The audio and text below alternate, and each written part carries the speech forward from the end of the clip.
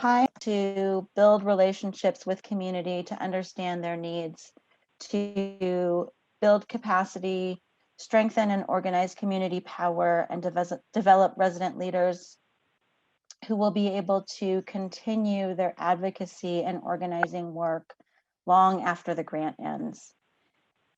So with that, I want to thank you all for the work you've done in your communities. I am so proud to be a part of this. And without further delay, I'll turn it back over to Daniel to start today's program so we can celebrate with you. Thank you. If you guys can hear me there, let me introduce Becky Gray. She's with the Chaffee County, and they have a video that they put together about the work that they did. We are Chaffee. Can you guys hear Becky there? Hi, good morning. My name is Becky Gray. Are you able to hear me? Yep. Fantastic.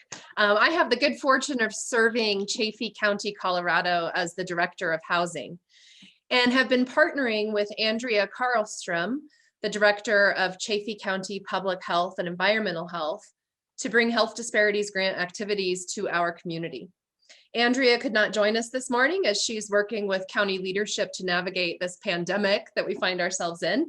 So I am here on behalf of all Chaffee County citizens to express gratitude to the Office of Health Equity for the opportunities that this program has afforded our county. Our team prepared a video to highlight the milestones that we've achieved with support of the Health Disparities Grant Program. So without further ado, I will turn it back over to our tech support to launch our video. Chaffee County, Colorado is experiencing a volume and a complexity of residential growth like we have never seen before. A community that has been proud of its working class roots is now finding that many wage earners are being forced to move out of the county or live in substandard and crowded environments or in places not meant for human habitation. Those kinds of housing environments have long-term impacts on health outcomes. Studies and experiences from our county and state tell us that a lack of affordable housing also exacerbates health problems, including respiratory diseases, poor mental health, infectious disease, and high blood pressure.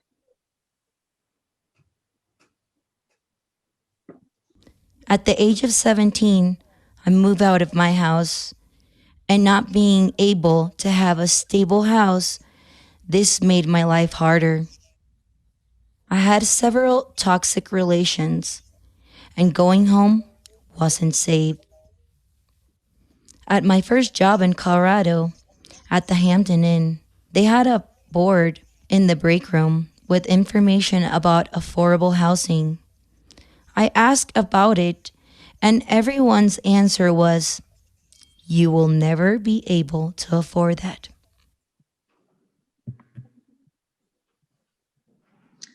We believe that by increasing our community's collective capacity to manage rapid growth and complex growth and development, while engaging and empowering community members to advocate for safe and secure roofs over their heads, that Chaffee County will address policies and systems in a way that will reduce gentrification, increase housing affordability, and make Chaffee County a more equitable place to live.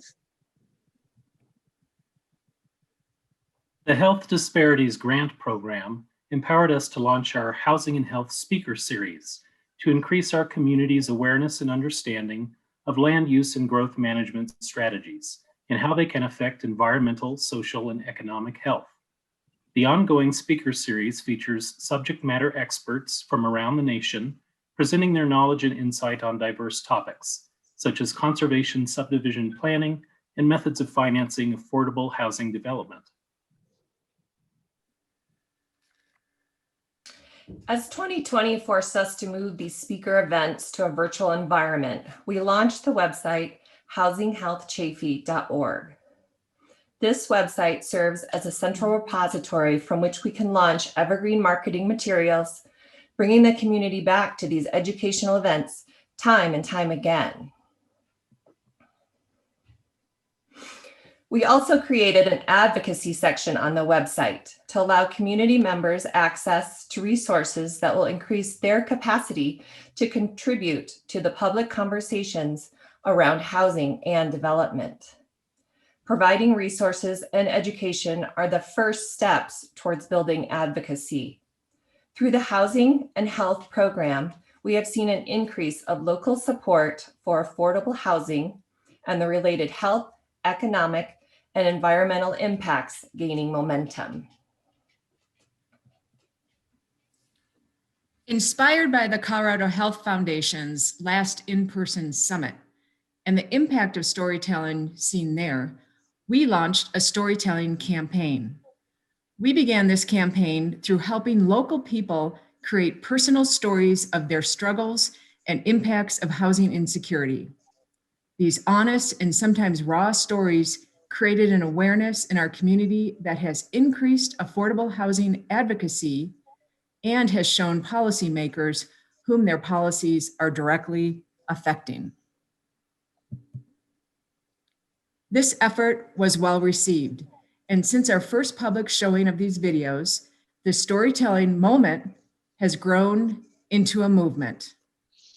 Over 10 community partners have joined forces to create We Are Chaffee, a storytelling initiative with a mission to bring common unity to the experience of being human in Chaffee County.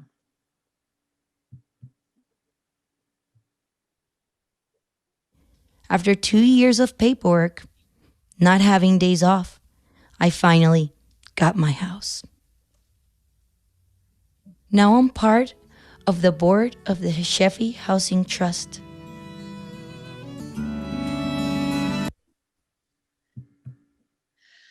Our data indicates that this effort has indeed increased our community's understanding of land use topics and development systems, and in doing so, influenced policy and system changes, including the exploration of an enterprise GIS system. These county-wide changes are being recommended based on the information we have collectively learned. On behalf of Chaffee County, we express our gratitude to the Colorado Department of Public Health and Environment's Office of Health Equity, our grant manager, Jamie Hakamoto, the Planning Collaborative, the Planning Commissions and governing bodies of Buena Vista, Poncha Springs, Salida, and Chaffee County, and the amazing Chaffee County community. Together, we are making a movement out of a moment in history. We are Chaffee. Why is Chaffee special? Chaffee has heart. People here take care of each other.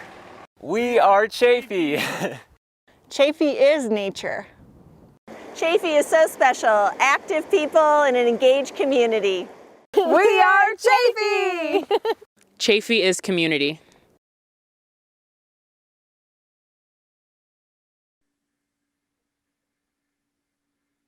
Thanks for the video. I think we cut off the very end of it there, but Yeah, I like that. We are Chaffee, and I missed that little section. There was I was curious too. There, you're doing a lot more digital videos projects still. Are those? How do people get on to see those? you could go to www.housinghealthchaffee.org, and I will drop that link in the chat below too. That's awesome. Thank you. And we're going to be looking at another video now from up in Fort Collins. Yaz, are you on the line there with us? We have the Home to Health, and they have a little bit. Why don't you introduce yourself and tell us a little bit about Fort Collins and what's going on in Home to Health? Hi, Danny. Thanks so much for having Home to Health here today. We're so thankful as well to the Health Disparities Grant Program to have been a part of this grant. We have been working for the past year and a half, 2 years in Fort Collins, at the city of Fort Collins, on housing and connecting the links between barriers to healthy housing, as well as creating a vision to affordable and stable housing that everyone can afford. So we've been working hard. We put together a video for you guys, and we hope you enjoy it. Hi, and thanks for the opportunity to share a little bit about our grant project with all of you. My name is Megan Overton. I'm a senior city planner with the City of Fort Collins, and our Health Disparities Grant Program initiative was called Home to Health. Over the course of our 2-year project, our goal was really to implement updates to city policies and regulations that would improve housing affordability and focus on health equity. And we were joined in this project by a number of partners who you'll hear from later on in this video. We were able to accomplish a lot over the course of 2 years, both in engagement and in policy. We were able to build new partnerships, provide more consistent interpretation, and incorporate storytelling into our public process in ways that we hadn't before. On the policy side, we were able to evaluate the feasibility of inclusionary zoning, take a really close look at our land use code, and actually get some funding for changes to our land use code that will improve housing supply and affordability over the next year. And we're really excited that the city adopted a new housing strategic plan just Tuesday of last week that will set housing policy for the next several years in Fort Collins. My name is Shauna Van Zee, and I was the engagement lead with the city for this project. One of the events that I'm most proud of that we did this past 2 years was a storytelling workshop with Story Center and a local stories night. So this was a workshop that had 5 community members digitally document their stories about their experience between the connection of housing and health and how that's informed their lived experience. They then took those digital stories and shared them at a public screening, which we call the Local Stories Night, where over 100 community members came to hear them share their stories and their experience. Hi, my name is Brooke Basolo, and I work for Larimer County Department of Health and Environment as a health educator. Last 2 years with the Home to Health grant have been incredibly helpful for our outreach with community members about housing and health. At the health department, we understand the connection between health and your environment, because depending on where you live, you might have access to great medical care and all the services and physical activity needs that you and your family might have. However, some of our more vulnerable members of our community, those who have been historically marginalized, do not have access to the same things as everyone else. And so we've been very thankful for the work of Home to Health to make sure that everyone in our community has the opportunity to live a happy and healthy life. We've been very thankful for all of the community engagement efforts that have taken place to make sure that those voices are heard on a platform that potentially they've never been heard by before. And we look forward to all of the plans and policies that will happen as a result of this amazing work. Thank you so much for partnering with us. Hello, my name is Sabrina Slagovsky-Tipton. I'm with the CSU Center for Public Deliberation. And as part of this Home to Health process, we were able to create the Community Guide Program, which allowed us to engage an incredibly diverse group of residents on issues and policies that really impact them. This work has been deeply rewarding, and it really helped us invent the way we do community engagement. We're proud that we've been able to empower so many residents with facilitation tools and knowledge to host these conversations in their own unique communities. And it's exciting to see that the Housing Strategic Plan is reflective of so many of those stories that we heard from our community. We're really hopeful that our residents continue to be empowered to share their voices as we work together to implement many of these strategies.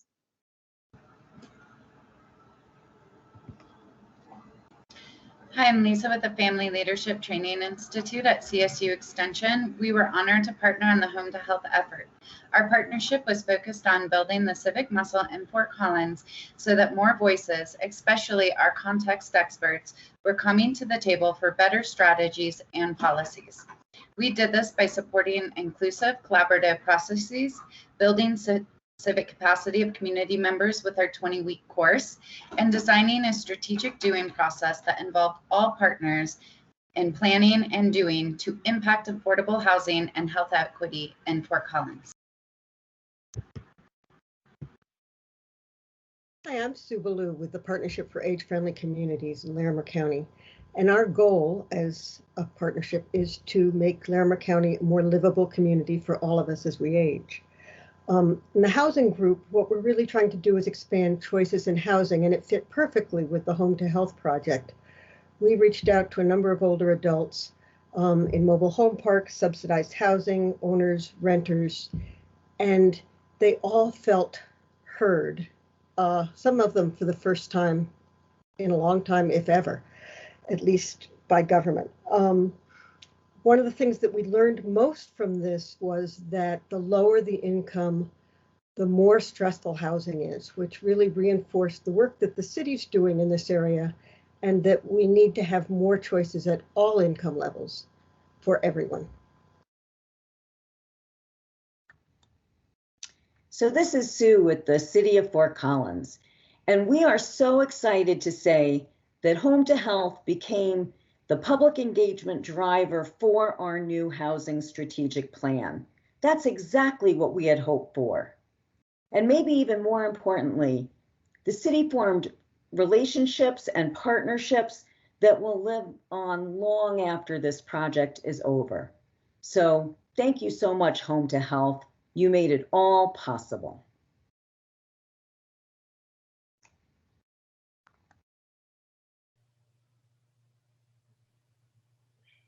That was really nice. Yaz, you know, one thing I really was cool seeing their FLTI.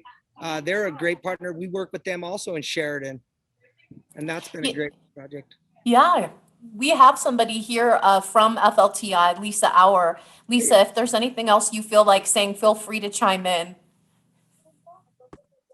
Danny, yes, we definitely love the FLTI program out here and building that civic capacity amongst our community members to empower them to really make the communities a better place from grassroots up. So that's awesome. You're part of Sheraton team as well. FLTI family is growing and large.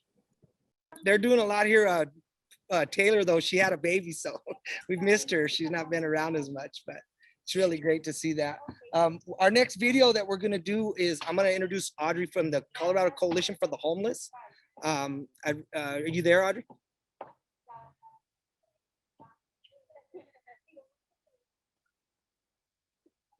Oh, you might have to unmute. Hello. So I know Colorado Coalition for the Homeless, they do incredible statewide work. I've been involved with some of their work down in, even in Fort Lyons, where they have a rehabilitation center from the old Fort Lyons. What's really nice is I get a chance to go down there every couple months or so, and I run an actual Indian sweat lodge for the some of the residents that are there. I'm kind of looking. I was looking for Audrey, but there's, you know, just of course a bunch of Gerald Hamels. No, and the CDPHE team, boy, we sure got a good list of those. If Aubrey had a little trouble getting on, I know Sid's got the video ready to go. They actually sent us a few videos, and we picked one that we thought was really going to be impactful. If you want to go ahead and play that video. There's no place like home. It's where we eat, sleep, stay warm in the winter, and dry during summer storms. But for over 500,000 Americans, it means sleeping completely exposed in a car, doubled up with another family, or in a crowded shelter. Since 2016, the number of people experiencing homelessness nationwide has been steadily increasing. According to the Urban Institute, it costs taxpayers nearly $30,000 to provide emergency medical care, detox, shelter services, and criminal justice resources per individual experiencing chronic homelessness. Compared to this, the roughly $16,000 per person it costs to provide stable housing and services. Because federal spending has not kept up, state and local governments are forced to spend money, but in the wrong way. These dollars should help support the most cost-effective strategies to address homelessness, getting people into homes. We know from nearly a century of federal investments and programs that housing not only solves homelessness, but provides the stability we all need.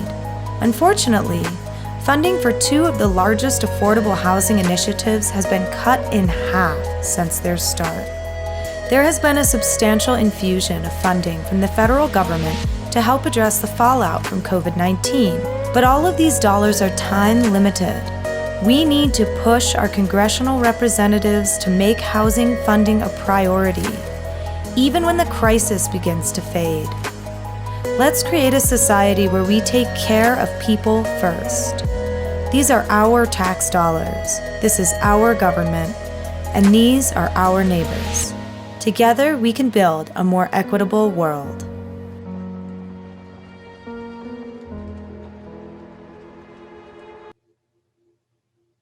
That was a beautiful, I love that clay matrix. They did a couple other videos too that, boy, they were just heartbreaking, and I was almost like trying to keep this on an upbeat event, but it's a reality that sometimes we really need to take a chance to focus on. And in fact, we're kind of ahead of our little schedule. If since they did have a second one, did I get some thumbs up if anybody wants to see a second Coalition for the Homeless video? All right. Sid, if you can hear me on the thing, maybe you can hit that third video that they had. That'd be great. Colorado's sunny weather and beautiful mountain views have attracted people across the nation. New luxury homes are coming onto the market rapidly, and money is flowing in. But there is a sinister side to all this growth as Colorado families, especially the lowest income earners, face housing shortages. For the lowest income families, 2 out of 3 are left without affordable housing options. For many, this means making impossible choices between paying for housing, food, childcare, and medical care. In some cases, this leads to homelessness. The disparity is particularly pronounced for people of color. Black people experience homelessness at a rate 4 times higher than their fellow Coloradans. For Indigenous people, the rate of homelessness is 6 times higher. Colorado historically was one of just a few states without dedicated, sustained funding for affordable housing development. This changed in 2019 with the passage of 2 bills aimed at providing some $80 million of funding annually. But the economic fallout from the pandemic threatens this funding at a time when it is needed most. There is a very real risk of hundreds of thousands of evictions and a wave of foreclosures, with homelessness potentially growing by as much as 45%. This is a time that will be remembered, either as a turning point for homelessness and the housing crisis that existed long before the current one, or as the time when we failed to act before the situation worsened. This, my friends, is the time to protect and expand funding. We must explore opportunities for creative investment in affordable housing, and we must let our elected officials know that this is a top concern for us. Now that was the video I wanted to see first, because it is just so touches really at the heart of the work that we're doing here with Office of Health Equity. I don't think that Audrey, she might have had something trouble getting on, but and we're doing good. We're doing good on our timing. Maybe we'll have a little extra time more for breakout sessions. We're planning to do some breakout sessions. We have Madison who's gonna help assign people to those. Really, again, I think all of us here on the call, it's like that old speaking to the choir. We know the needs that's there, but it's great to see these videos and get links to be able to share those with our networks and share those with people that are, especially policymakers and things like that. Our next video that we're going to do is coming straight down south from Pueblo, Colorado. And thank you, Lexi, for coming on and being involved. I'd like to have you tell us a little bit about your guys' video. Yes. Hi, everybody. Thanks, Danny. I appreciate you in the introduction. My name is Lexi, everybody. I'm Alexis Romero Stewart. I'm with the Pueblo Department of Public Health and Environment. I believe on the call, I also have my partner, Kenny Moore, also with the Pueblo Department of Pueblo Department of Public Health and Environment. We've been working on this health disparities grant program for the 3-year time frame. And really what we've been focusing on is trying to work with community members within 3 specific neighborhoods. Now, down in Pueblo, we have a Superfund site. For those that don't know, it's an area that the EPA has designated to be contaminated soil from an old Colorado smelter site, from one of our old smelters. And so these neighborhoods over time, they are really what had built Pueblo. They were among the first neighborhoods in Pueblo. And just over time, they'd seem to have been forgotten, and neighborhood residents really had the passion to revitalize their community and their hometown. So what this program has done has really worked to build that voice and empower those community members to make the change to help better their health. The really big thing that we did in our program is work on partnering with the city of Pueblo, a really wonderful partner, NeighborWorks Southern Colorado, which is another great partner down in Southern Colorado, and the Neighborhood Community Coalition to be able to write and develop and get adopted by the city of Pueblo a Colorado Smelter Revitalization Plan. So this plan is all encompassing from housing to economic development to built environment changes to help better physical activity and health. And this was all community led and driven by our amazing resident champions. So we're very proud of them. We're very proud of everything we've been able to do. And our community members have been able to do just also small projects, finding funding through CDBG grants to build more sidewalks so people can walk, and working with their neighborhood residents that are in wheelchairs or are older and just wanted to be able to get around to meet with each other. So I also have a little video that, Sid, I hope that you can play, that we made just to kind of describe all the work that we've done in a 3-minute little snippet. So without further ado.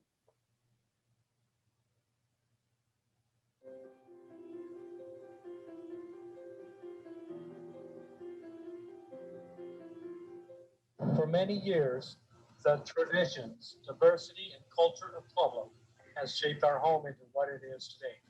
Starting as a still city of Colorado, Pueblo has seen tremendous change and progress throughout the years, leading towards bigger and better things for the community.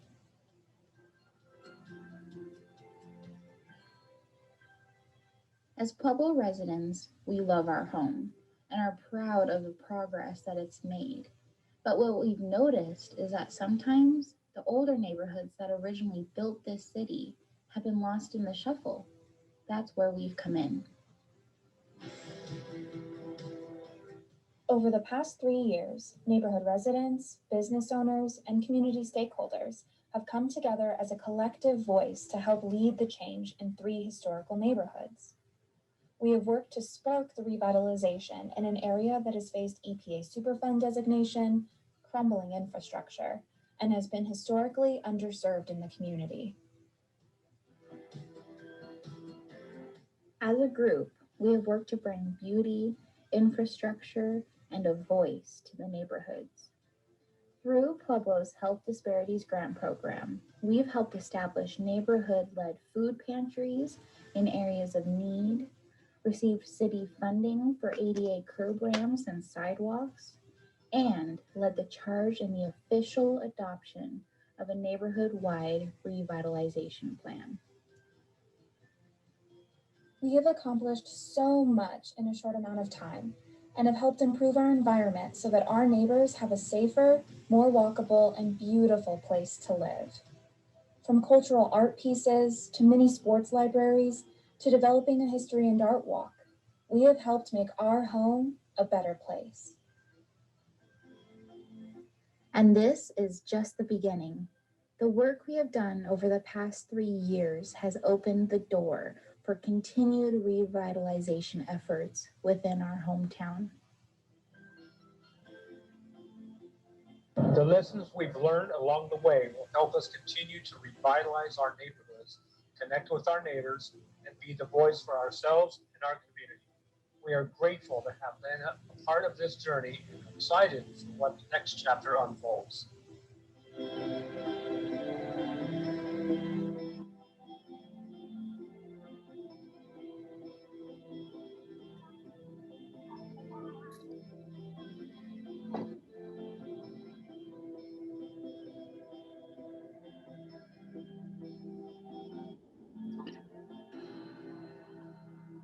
Hey, here comes another Gerald Hamill.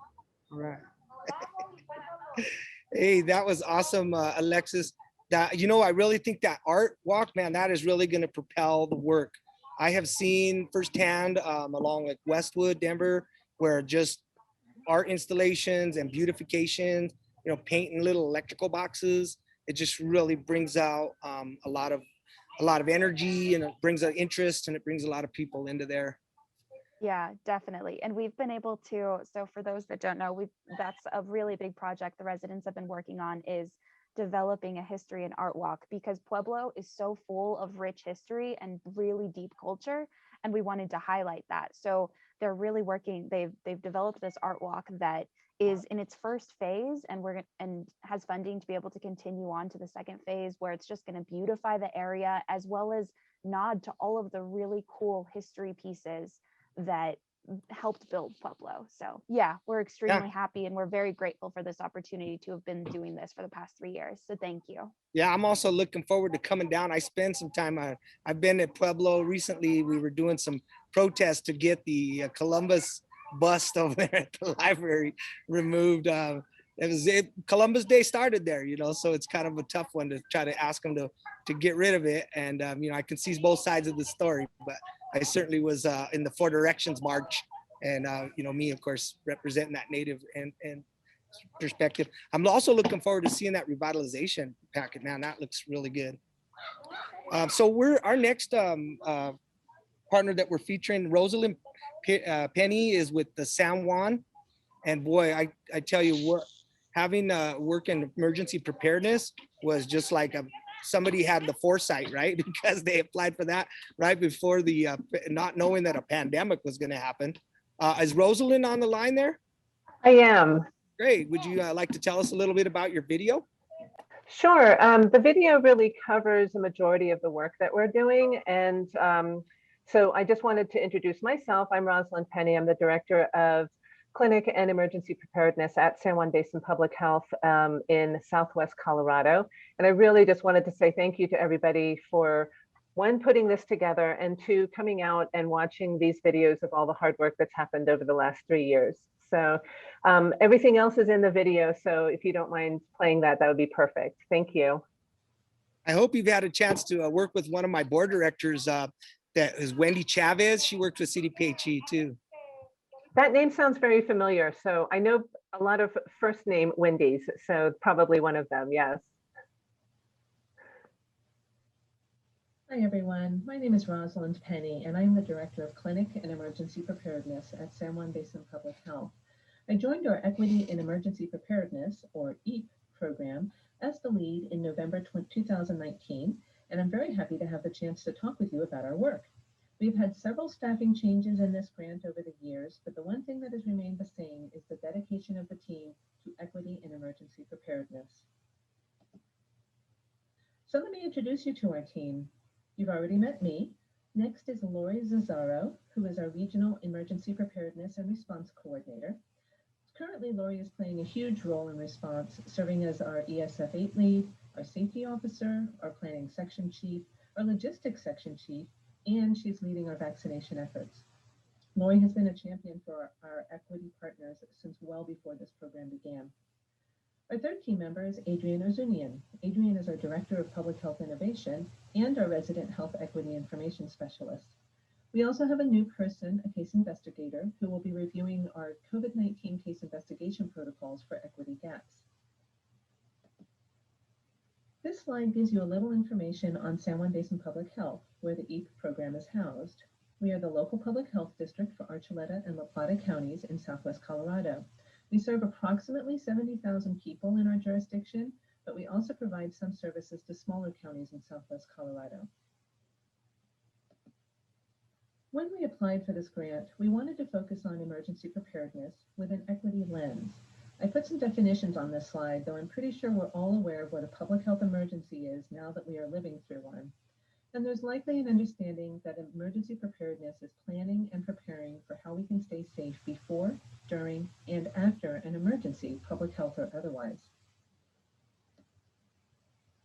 The goal of this program specifically was to address the disparities that can occur in the planning, response, and recovery process that certain populations may face, specifically those with communication, medical, independence, safety, and transportation needs, otherwise known as CMIS needs. We wanted to be sure of equitable opportunities to respond to health events, natural disasters, and man-made emergencies, irrespective of socioeconomic attainment, primary language spoken, or disability status. Our plan for the Equity and Emergency Preparedness Program was threefold. We created a task force, and the names of the groups are displayed here. We held specialized meetings, provided trainings and exercises, offered tools to share with their clients, and assisted with educating our community partners on equity. We also worked on enhancing relationships both within the task force and within our healthcare coalition. This work will be the bulk of this presentation. We wanted to work on internal systems as well, so we created a health equity work group within San Juan Basin Public Health, which Adrian leads. The main goal of the health equity work group is to support San Juan Basin Public Health in being a place that proactively expands opportunities for all staff and community members, regardless of immigration status, cultural background, political beliefs, religion, sexual orientation, gender identity, race, ethnicity, level of education, job, socioeconomic status, ability, age, or incarceration history. This group is analyzing internal policies and procedures, assessing and improving internal culture, addressing health barriers, and implementing quality improvement processes, and meaningfully engaging with community members and organizations in ways that shift power when possible. The last part of our plan was to create a GIS map that we could use in emergencies such as wildfires, so that we could identify groups who may be in an area of harm and assure assistance for those with CMIS needs. Over the last 3 years, we have served as subject matter experts in emergency preparedness and worked with each organization to review their emergency preparedness plans, to attend trainings in emergency preparedness, and to get involved with the Healthcare Coalition. At the end of year one, we put on a presentation for first responders to give them tools to use when they are trying to respond to an emergency with a person with CMIS needs. Our goal was to do that every year, but then COVID happened. We also helped each partner create tools for emergency preparedness for their clients. We had one create a personal plan for an emergency that could help the client know what they needed to do or bring with them in the case of an emergency. We prepared go bags for some of our clients that included items like packets of water, MRE meals, emergency blankets, hand crank flashlights, socks, hats, and other items that would be needed if one had to leave one's home quickly. Now that we are in full swing with vaccinations, we are working with our task force to get us to the right locations to provide vaccines to those who have CMIS needs. This year, the task force was required to provide their own tools to check what they've learned throughout the course of this grant. We have one group that used their funds to create their own go bags, as shown here. We also have one group that has offered and is providing transportation for people that need to get to vaccination clinics. And a third group is using the funds to bring support to their host homes during the outbreak. We requested that each task force member give us a few words of what this grant has been able to provide. Community Connections stated, through the program, we were able to create emergency go kits for our host home providers who provide day-to-day residential services to our clients with intellectual and developmental disabilities. From Manna Soup Kitchen, we heard the bulk of our grant has been used to address the gaps experienced by homeless populations, both in the pandemic and during winter. For 2 winters in a row, we have used our funding to create winter safety kits for the unhoused in Durango. We made thorough winter camping kits with our EAT funding, which included heavy-duty gloves, hats, wool socks, dry bags, emergency blankets, headlamps, first aid kits, and more. Additionally, at the start of the pandemic, we used the funding to purchase 2 portable hand washing stations to help maintain good hygiene practices and lessen potential spread among homeless populations. Compañeros rounds us out with the following message. Our participation has helped make planners of emergency plans more aware of the needs of immigrants in designing and executing such plans. Our clients benefited from emergency kits and supplies, as well as sanitary items and PPE during the pandemic. But perhaps most importantly, our participating in EAT helped our organization become more familiar with the functions and staff of the local health department, which allows us to better connect our clients with health-related services in the future. At San Juan Basin, we are proud to have been a part of this program and to have worked with such an amazing group of people. We are looking forward to more interactions with these groups in the Healthcare Coalition after grant funding has ended. Thank you all for listening to our synopsis of this program. I hope you all stay safe, prepared, and healthy. That was a warm, heartfelt salute at the end there. Thanks, Rosalind. And you know, I had a question now because I know you guys are kind of on that San Luis Valley, the western side of the mountains over there, the San Juans. Are you guys seeing also a big increase in population, kind of like we hear with Chaffee and stuff? Our population is sort of remaining the same, but we always have the influx of tourists, which in times of COVID make it a little more difficult here.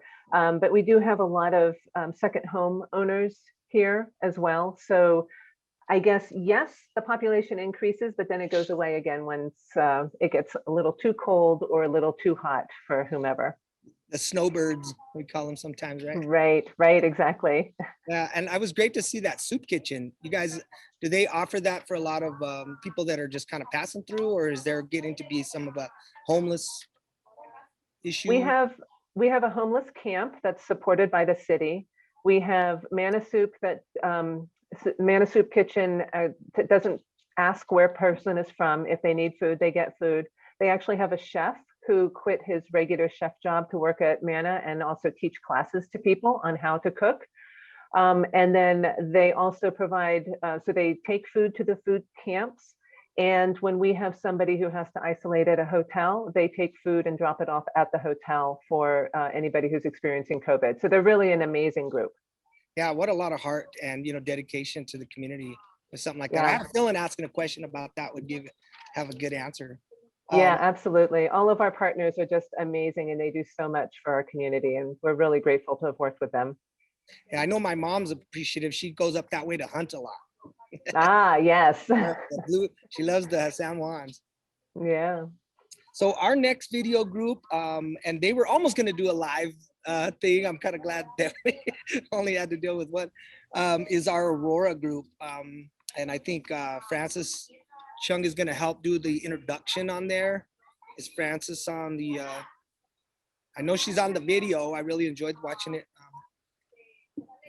The Aurora group was really has been a challenge. Here she is. Hey, Frances. You're muted, I think. Okay. We're kind of seeing, I don't see you muted, but I'm not hearing you. So hold on a second.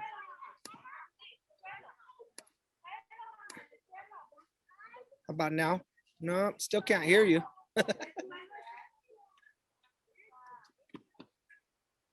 Those are little things that happen when technical support.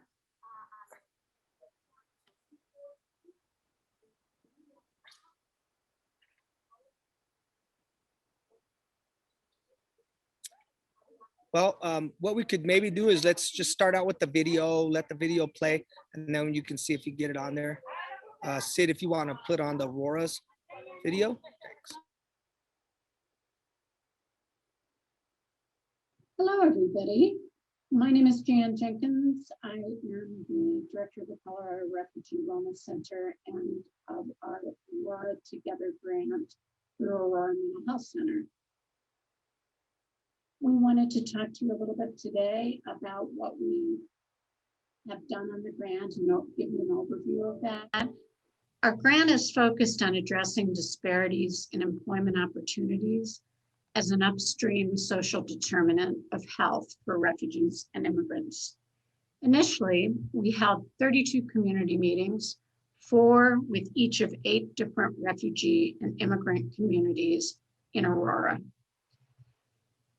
In them, we provided workshops on employment topics and income gap disparities between refugees and immigrants versus native-born Americans.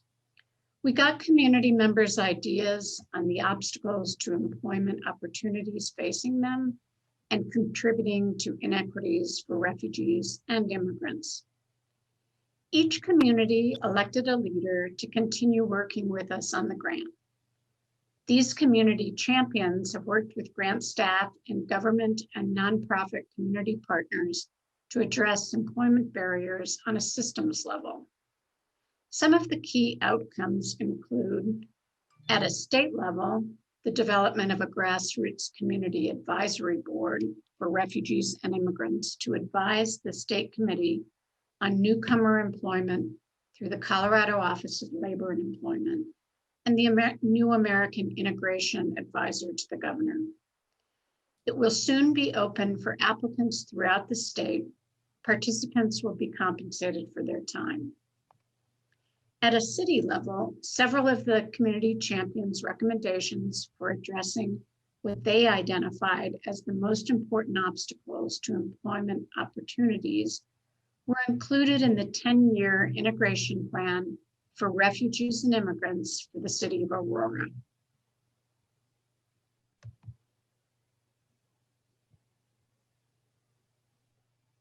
Hi, everyone. I'm Jackie Kirkendall, and I'm a co-manager for this grant, the Aurora Together grant.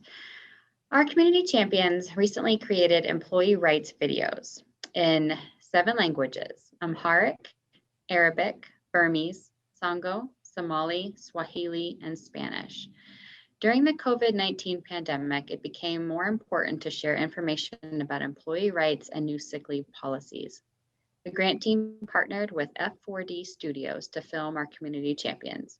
We plan on viewing these at larger capstone community meetings where our community champions can share their work on the grant with the communities and provide information to improve health inequities. One of the projects we want to highlight is our collaboration with Story Center. Each community champion learned some basics about digital storytelling and worked with the Story Center team member through each stage of the creative process. We edited these personal narratives as a team, and viewing them was a profoundly moving experience. It is our hope to be able to use these videos in the future to inform legislators about the unique refugee and immigrant experiences so that enacted laws reduce employment barriers for all new Americans, with the ultimate goal being to improve health and quality of life. At the beginning of this grant, no one anticipated how much we would put our community champions on film. They have been brave and flexible and important advocates for their communities. We want to congratulate, celebrate, and thank them.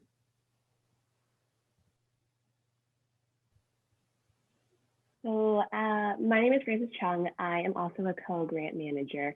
And today we will be sharing a story, one of the digital stories from our Somali community champion. So as you can see on the screen, there are links to the rest of the videos if anyone is interested, and they'll be sent out with the presentation. We chose this just to give everyone a glimpse into kind of a journey that a refugee goes through, or a refugee and immigrant goes through when they come to the States. Immediately, usually they have to find jobs pretty quickly, and these jobs may not necessarily always capture the skills that they have as they come over with, or any of their education. So I'll just let you guys watch this.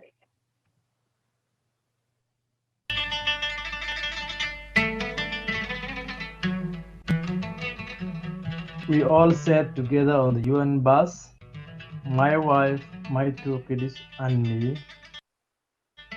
I feel free for the first time in my life, but a little afraid of the flight and what to expect in America. My heart was beating fast. I will make a better life for my family, but at the same time, I was leaving everything I knew.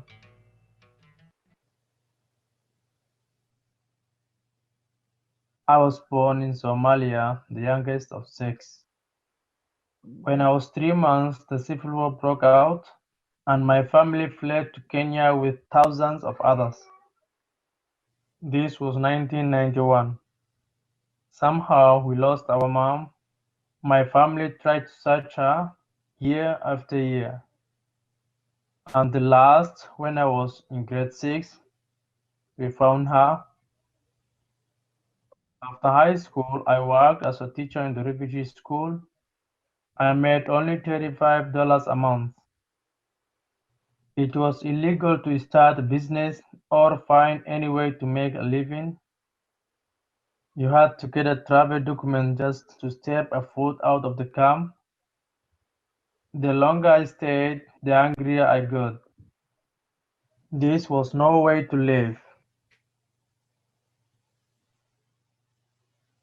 Finally, in 2011, I got an opportunity with the immigration officer, and 3 years later, we were on the UN bus. It took 9 hours to get to the airport, and then we waited. Finally, they told us the flight was cancelled, and they put us right back on the bus for the 9 hours drive back. Today, I'm 29, living in US with my family. I work in a plastic company warehouse. It may not be everything I want, but I never gave up. We found our mother. We made it out of the refugee camp. My children are going to school in the United States. Anything seems possible now.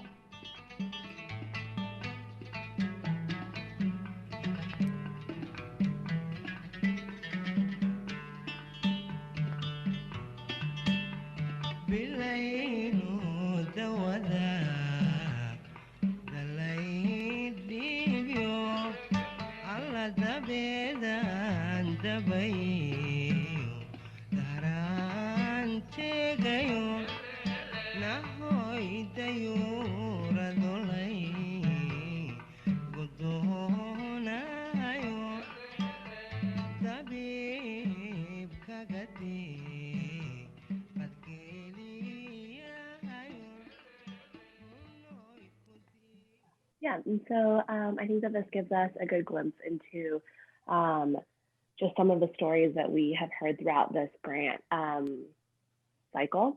And I think that we were really lucky to be able to start some of this work at a grassroots level, but also obviously from what you can see in a lot of these stories is that there's so much work to be done, and our community champions have started seeing the opportunities to continue this work at both the state and local level. So thanks, everyone.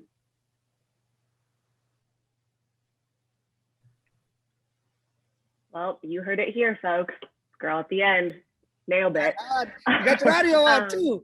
I really wanted to say how much I appreciated that you let that music just kind of play out in the video, because just, you know, it helps you just vibrate and feel that little, you know, the music is so. Yeah, I saw you dancing to it. I know, man, I couldn't help it. All my promotoras are having fun in the garden and I'm stuck here hosting, but I'll have a chance. We'll be here a lot for the rest of the afternoon, I'm pretty sure. I really enjoyed watching that. And, you know, we're looking at, there was going to be a breakout session. So we have Madison to kind of give us a little help that we're going to do. And we're kind of, and when we did a time thing, we're kind of doing pretty good ahead of schedule. So we're give us maybe a little extra time for our breakout sessions for people that want to. And, you know, we're hoping that it will have less hiccups. You know, there was a part when I watched the film the first time and there was a little skip, and like when he was telling the story, Mr. Ibrahim, and it, like, my heart was skipping too, you know, with that too, because it's just such a powerful story. It's like the American dream story, you know. So we're gonna do that, and I know that, you know, we talked about it when we put this together too, that the length of this presentation, we knew that a lot of our guests and stuff sitting at computers a long time, so we thought this would be a nice chance to take a little break after watching the Aurora video, little reflection time, and then maybe you need to go to the bathroom. We'll give us a few minutes to get ourselves situated before you can step into breakout rooms. And so feel free to kind of stretch, you know, it's good to get your muscles moving. You're sitting down on the table. If you're in a chair, feel free to you know, get up and just kind of move your body around, get your blood flowing. What we do a lot in Sisters is a body talk, a little tapping, and we kind of tap from our head and our heart and help to connect them. And the important thing is breathing. Breathing is the breath of life is the most important function of our human body. I think we do like 1,000 breaths a day at least, you know. So when a lot of us think about health, we think about our our lifestyle choices, our behaviors, and then when we get sick, it's our access to the healthcare system. But our access to the healthcare system actually makes up a very small proportion of what actually truly makes us healthy. So it only accounts for about 10 to 20% of our overall well-being and health. Whereas there are a lot of other factors, which we now term the social determinants of health, that actually play a much bigger contributor to our overall health. Your zip code essentially determines your life expectancy. So when you look at the city of Denver, there's about a 9 to 10 mile difference between Wash Park to the south and North Denver and Globeville, Elyria, Swansea to the north. And in those 10 miles, there's about a 10 or 11 year life expectancy discrepancy. We were excited about this grant opportunity because at the Coalition, we believe that housing is healthcare. You can't maintain or achieve good health if you don't have adequate housing or housing, period. If you're living on the streets, it's just not realistic to expect good health outcomes. The Health Disparities Program has allowed Build a Generation to really focus on resident-led work. One of the unique things about this particular grant that I noticed was that it let us use whatever model we thought was best for our community. What we're actually doing and what we're talking about, what we've learned is that we wanted to create a workbook. We wanted to create an actual way for communities to have more power, build more power collectively towards shifting development working for them. And the biggest missing piece in everything that we were seeing, other types of equitable development plans that were out there, is the community part. Because the community, feedback or outreach, it's not the same as having collective power, as being and not even at the table, doing it, being the table, I often have to remind people that when we talk about housing, it's a much bigger issue, and I encourage them to widen their perspective. Imagine that you are cost burdened in your house, paying too much for your house, and you might even have to get a second job. That automatically is going to restrict how much recreation you can get, how much exercise we can get. All of these things, when we start thinking of health from a broader lens, we start to realize how interconnected it all is. So working with the policy advisory team, I do feel like my word is being heard. Like I feel like my point of view is just as important as somebody that's trying to make money. Yes, I want to make money, don't get me wrong. But if I can help make the changes now, later on down the line, someone that just came from my situation will have a better opportunity to have the affordable housing or have the daycare services or have equal living just like everybody else. Like I don't have to work 5, 6, 7 jobs, lose time with my kids, and still not get nowhere. And that's what we're here for. We're here for the long run. We're not here for a short-term solution. We're here for someone to be like, hey, I'm gonna go to Leadville because I know I can make it. I know I can live there and be a part of a community, build my family, or build a home, or whatever they want to do. I want you to imagine for a minute what it would look like for our community and for our community members if we had enough safe, stable, and affordable housing. Imagine for the community member what that stress level, how much that stress level would go down and how much more of a healthy life they would be able to experience. Some of our members are some of the most humble, loving, caring people who, when there's that old saying, right, they give their shit off their back to you type of thing. That's who the coalition is made up of, right? Individuals like that who think beyond the individual, right? Obviously something individual, something personal brings you to work with the community, but the thing that ties, I think, the majority of the coalition together is this desire to work for each other, to help each other, and to grow with each other.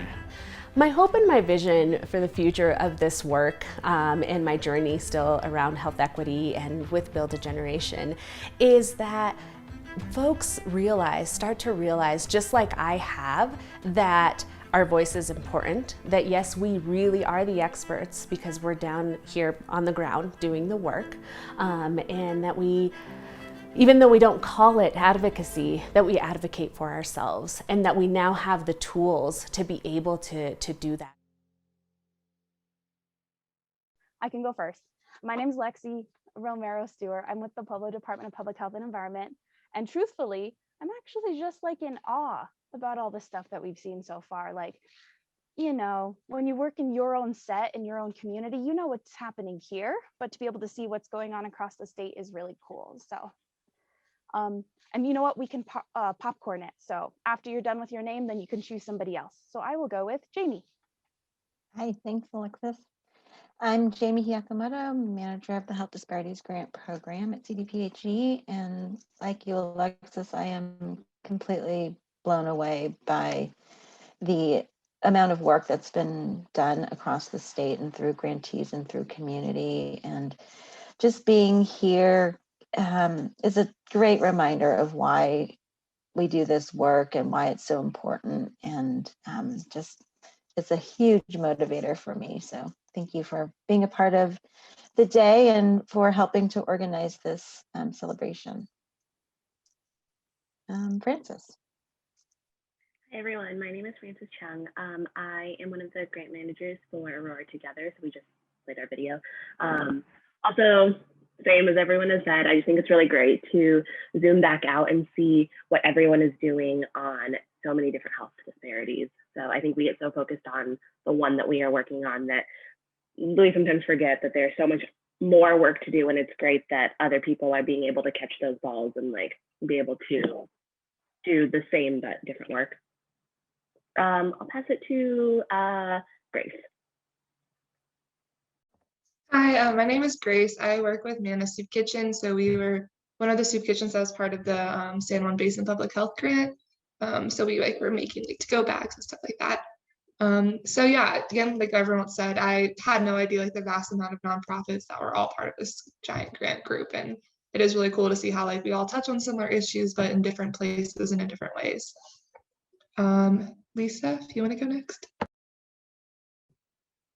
Hi everyone, I'm Lisa. I'm with Colorado State University Extension Offices. Oh, there's two Lisas. Hi Lisa. I don't know which one, but and out here Extension Offices in Larimer County. Specifically, I work in a civic engagement FLTI program and DEI work, and I'm part of the Home to Health team with looking at housing affordability and health equity in the city of Fort Collins, Colorado. And I'll just say I was very inspired by everything that I saw today during these uncertain times and seeing the inequities that have really come to surface that have been in existence for a long time. Just the work that everyone's doing is extremely inspiring and gives me more energy to continue in my own community. And Lisa. Hi, and what was so funny is I really think we were saying the exact same thing at the exact same moment of like, hi, my name is Lisa. And I was like, wait, I am so echoing. Anyway, so hi, I'm Lisa, and I am with the Early Childhood Partnership of Adams County. We are part of the grant with Growing Home, which we have not seen the presentation for that one yet.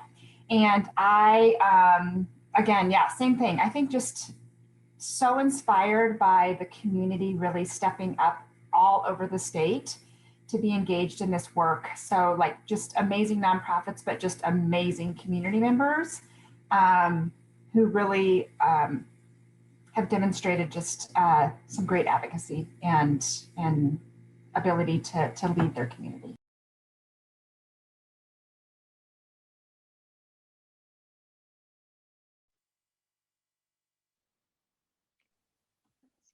I've volunteered myself. I don't know. I'm Gerald Hamill, one of the 21 Gerald Hamills on this call today, of where it kind of comes. I'm with Eastside Unified, UNIDO. Civic Canopy is our fiscal agent. And we're, yeah, I guess evolved really into the community power building part, the connection of residents, community-based organizations like Make a Chess Move, MACM, that I do all the time, and anchor institutions, Denver Health, St. Joe's Hospital, Denver Museum of Nature Science, and different levels. So yeah, it's just been building on community capacity building with our resident leaders to really change anchor policy to get more of what I call idea training. I call it inclusivity, diversity, equity, and accountability. You call it diversity, inclusivity, equity, that's die. And, you know, I'm not planning on that anytime. So really trying to rephrase that kind of part, but that's part of the equity building. And we're also in the process of transferring to our next evolution with Metro Caring, which is excitement of development. And I'm going to pass to my new name of HDGP Guest 15. If you're able to, I think we're just doing brief intros. For our new guests, just your name and just something that how you're feeling about what you've seen thus far with all of the presentations. Okay, that must be me. HDGP guest number 15, alias Sandy Douglas. Hi, everybody. I too work with Gerald with EU, and it's just exciting work of actually engaging residents and connecting residents to resources. And I'm enjoying the videos. They are, at this time, they just break your heart, because it's like you see it on the news every day concerning the immigrants and that whole negative piece. And then you get to see the real deal. These are real human beings whose lives are being totaled out for no reason of their own. And they're just trying to get just some resemblance of hope and humanity. And that's something that everybody wants. So I'm enjoying it so far. Is that it? Yeah, thank you. Okay, and then last but not least, Sid. Or I think that, okay. Hello, I'm Sid. I'm running the video over here. How's it going? Doing good. Thanks, Sid. And thank you very good. I'm enjoying it so far. Yeah, thank you. And we really appreciate your technical assistance too. It's been very crucial for our day today. Well, okay. So everybody, really this space is just to provide like an opportunity for networking, but I do like to start things off with just a good question that anybody can answer at any time. So if you want to leave yourself unmuted, that's totally fine. Really, but my favorite question to ask whenever I'm in community engagement, like networking groups, is what do you say is one of the most crucial pieces for community engagement? You know, if you could give all of us feel like we're never experts in it, of course, by any means. But when somebody does ask you that question on like, really, how do you start, or what is that key piece? What are those things that you say? I like to hear what people say, because I feel like I could always take away something that somebody mentions. I say you have to care. You have to care. And if you care, you will try to establish relationships. And those are the two most important aspects, I guess, of community organizing. You care about the issue, and therefore you want to establish relationships so you can move on to resolution. Yeah, good point. I'll echo, since I found out who my alter ego was, but no, if you ask me about community engagement, I have to tell you about Miss Sandy Douglas, who's been doing this since she was born, of where it kind of comes. And Miss Sandy really in community of trying to train people to connectors of different kind of parts of that heart and that deep relationship of where it kind of comes. What Miss Sandy does on community engagement, it's about relationship, it's patience, it's long-term of where that kind of comes, and just building that trust. And community engagement needs to be more community-centered. It needs to be more residents. So when we come in to teach community engagement, there needs to be that transfer of capacity of where you come back and you empower residents, you empower the people that live there. what ends up happening is we come in and they look for us to be able to teach them how to do it, of where it kind of comes. And there's a whole part of like, well, I'm just coming to this one part, but it's no, we're trying to develop that skill. And that's part of a lot of community capacity building that Miss Sandy brought to us. We need technology training by people from the community that have that patience of where it's kind of come. We need leadership development of different parts and that shared leadership. And yeah, it's Miss Sandy is amazing. And it's why I had to move 3 blocks away from her, just to be centered in community.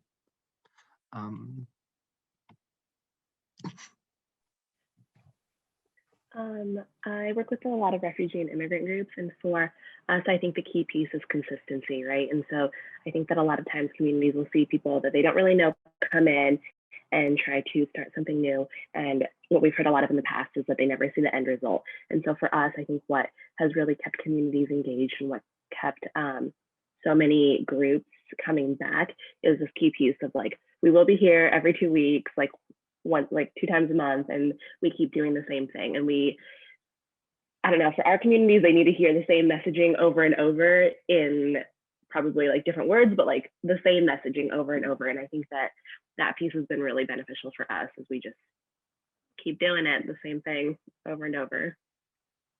Like fake it till you make it, I guess.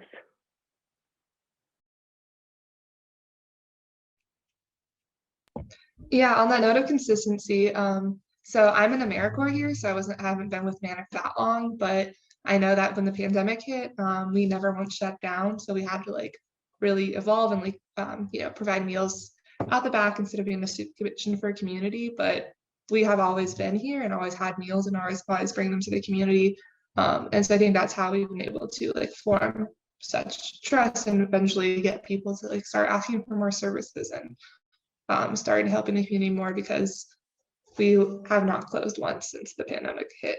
So that's been important.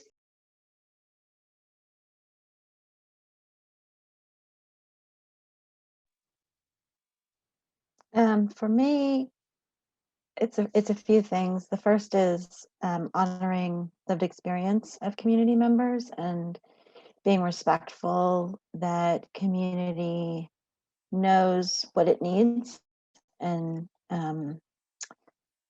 putting away assumptions that or whoever is coming into that community knows what that community needs, and going through a truly co-created process to engage, to build trust, to build relationships, and then listening and being accountable to what you hear.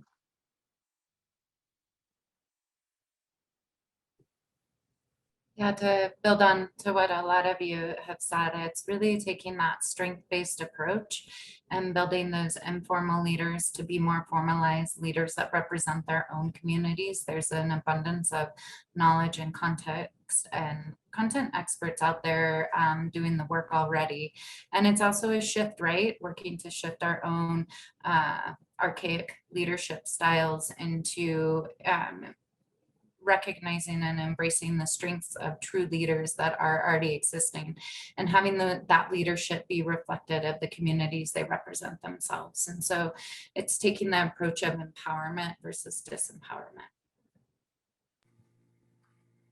And I am agreeing with all of you. Like I was going to say trust, but then Grace said trust. I was like, okay, that was not the one I was going to say. So, but I think the one thing I would maybe add, and this is probably more reflecting just on the past year's flexibility and really kind of, we've had to just really think big picture, right? Like how are we using our resources that we have as an organization and as a partnership and as a full project to really support families with very basic needs, as well as continuing to support their advocacy and their growth. And so it just became a very interwoven process much more over the last year than I think it had been in previous years. I mean, I think many of our community members, were coming with lived experience, and we're coming with additional needs for basic needs to be met, but this year really threw us into a different level of that. And so it was really being flexible. And at times that meant that we were listening about a really hardship versus talking about advocacy. And then weaving advocacy into that, right? But it really, I think this last year kind of forced us to step back a little bit more and allow for the reality of what was happening to people be a bigger part of the process than maybe it had been before, because it was just so great. I don't know if that makes sense. No, that totally makes sense, Lisa. I feel like this year definitely has been, it's really cool to see like how much people have been able to do despite so much going on with personal lives, both of our like community, right? Like for community leaders, but then also for all of us too, right? I think that sometimes it's just like, it's crazy to just think about like how far we have like all have come and how much we all have been able to do despite everything that we've been faced with over the past year. My favorite word that I like to use whenever I think about like community engagement and just like truly empowerment is just, we say the term just like be real, you know what I mean? Like I've found with my residents and my community leaders, like they just know when you're not being real. And it kind of speaks to like what you were saying earlier about just being authentic and building those relationships. Like you just develop such cool friendships with people. Like I recently got married over this past year, and I found myself wanting to invite like all my community leaders because they're just my friends, you know, and you care and you're just real with them. I feel like transparency, at least down in Pueblo, is huge. I working for the health department, which is a government entity, and in a COVID pandemic, you know what I mean? Like we are not the favorite right now. And but being real and authentic and just genuinely caring and being transparent with what you can and cannot do has been our saving grace. Like every step along the way, when a resident just has a question or wants to do a project, I feel like you just keep that transparency and just be super real with them in where you're coming from. And it just does so much. That's cool. Cool. Thank you guys. That's fun to hear. I like to always ask that question to kind of just start things off. But does anybody else have like questions? I mean, you're in a network here with peers that also do a lot of community engagement or are community leaders themselves. I mean, now's the opportunity to just pick each other's brains if you ever had questions on building or where to go from here, especially with your guys' work. So I'll leave that there for a bit.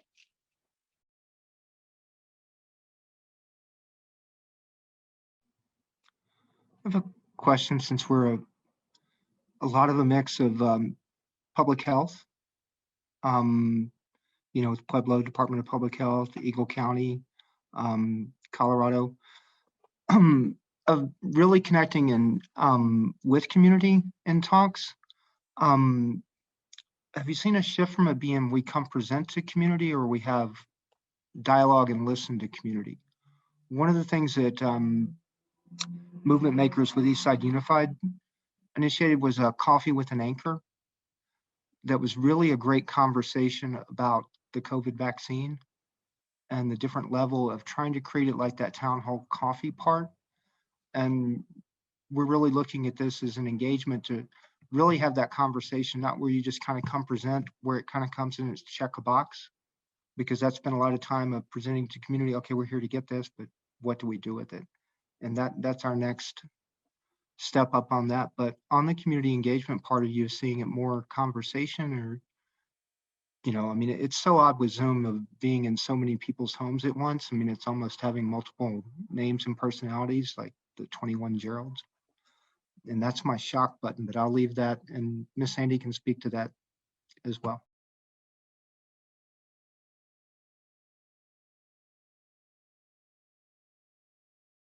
Speak to What you thought with the coffee with an anchor of it being Spanish, of that being a pilot? Right. We and I believe Roberta, are you on the line? He's in a different room. Oh, is she?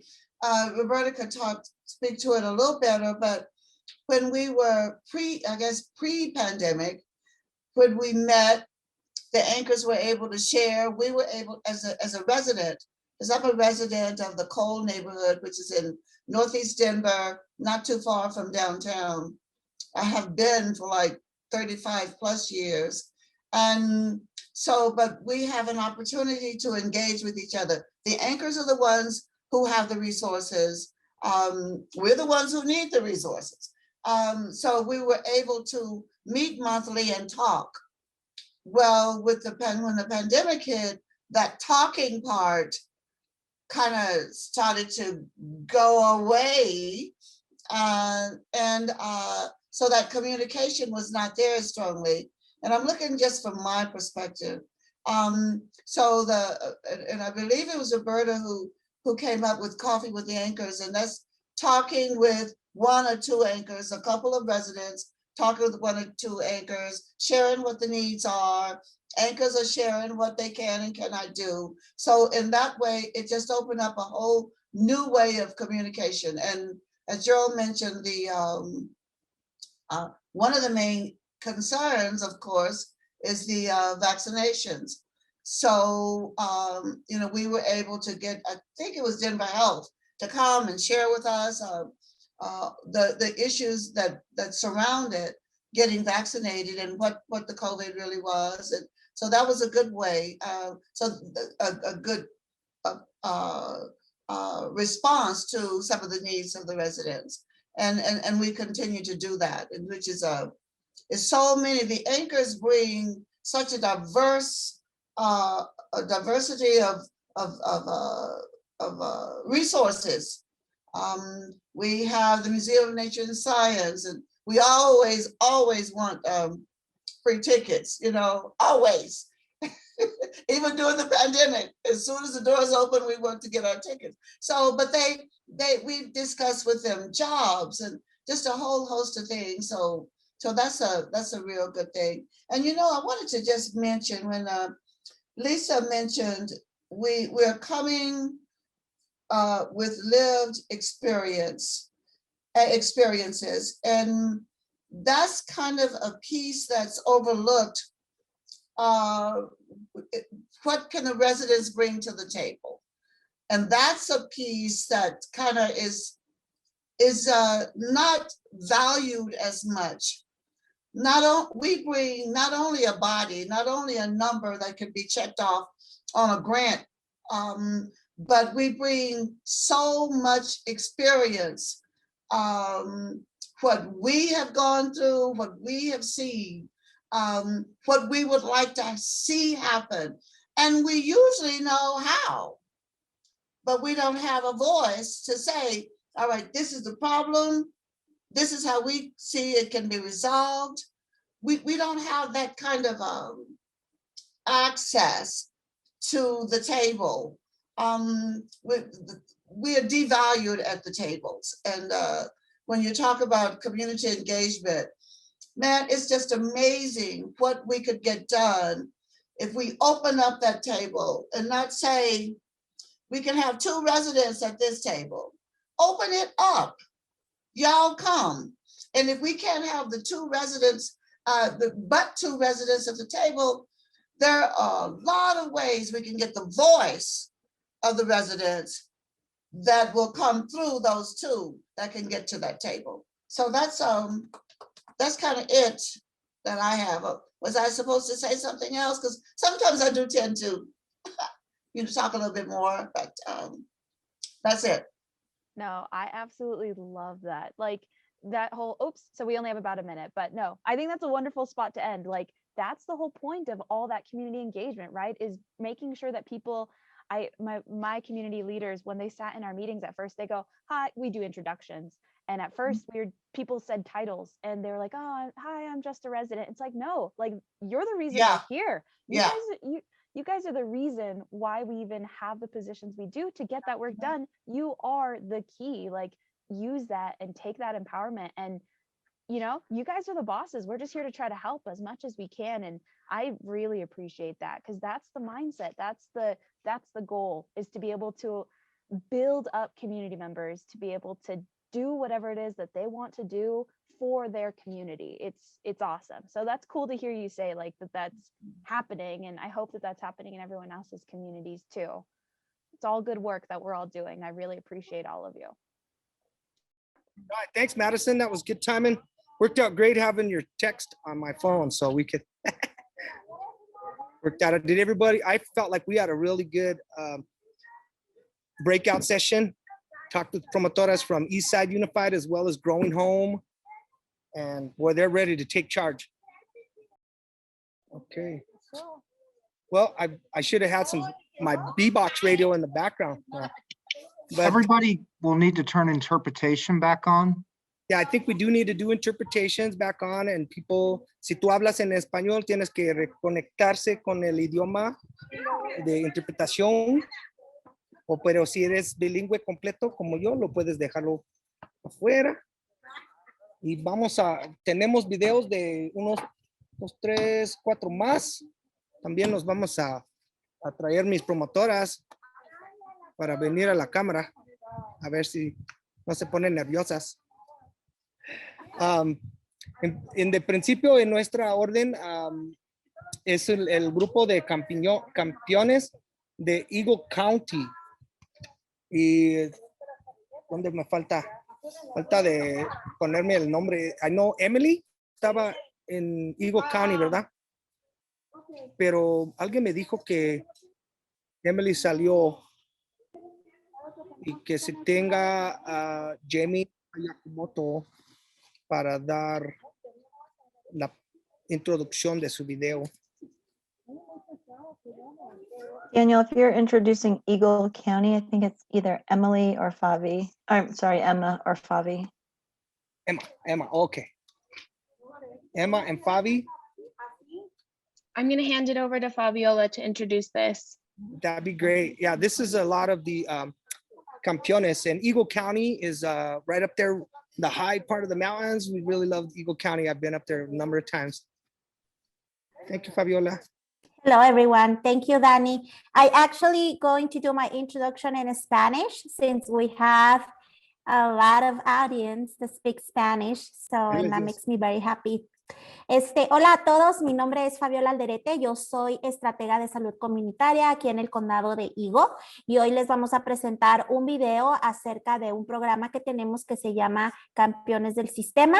Este programa lo hemos empezado con el propósito de realmente brindar capacidad, mentoría y liderazgo para desarrollar el liderazgo de nuestros miembros en la comunidad, de la comunidad Latinx. Les voy a dar un poquito de historia de lo que es el condado de Higo. El condado de Higo, como ya lo dijo Dani, estamos acá en el lado de el oeste de las montañas de Colorado y tenemos una población de 55,000 personas, de lo cual 30% de esos 55,000 somos de la comunidad Latinx. Entonces, desafortunadamente no tenemos mucha representación de líderes latinos o Latinx en las posiciones de poder y liderazgo, y no muy frecuentemente somos invitados a la mesa para poder tomar decisiones acerca de nuestra comunidad.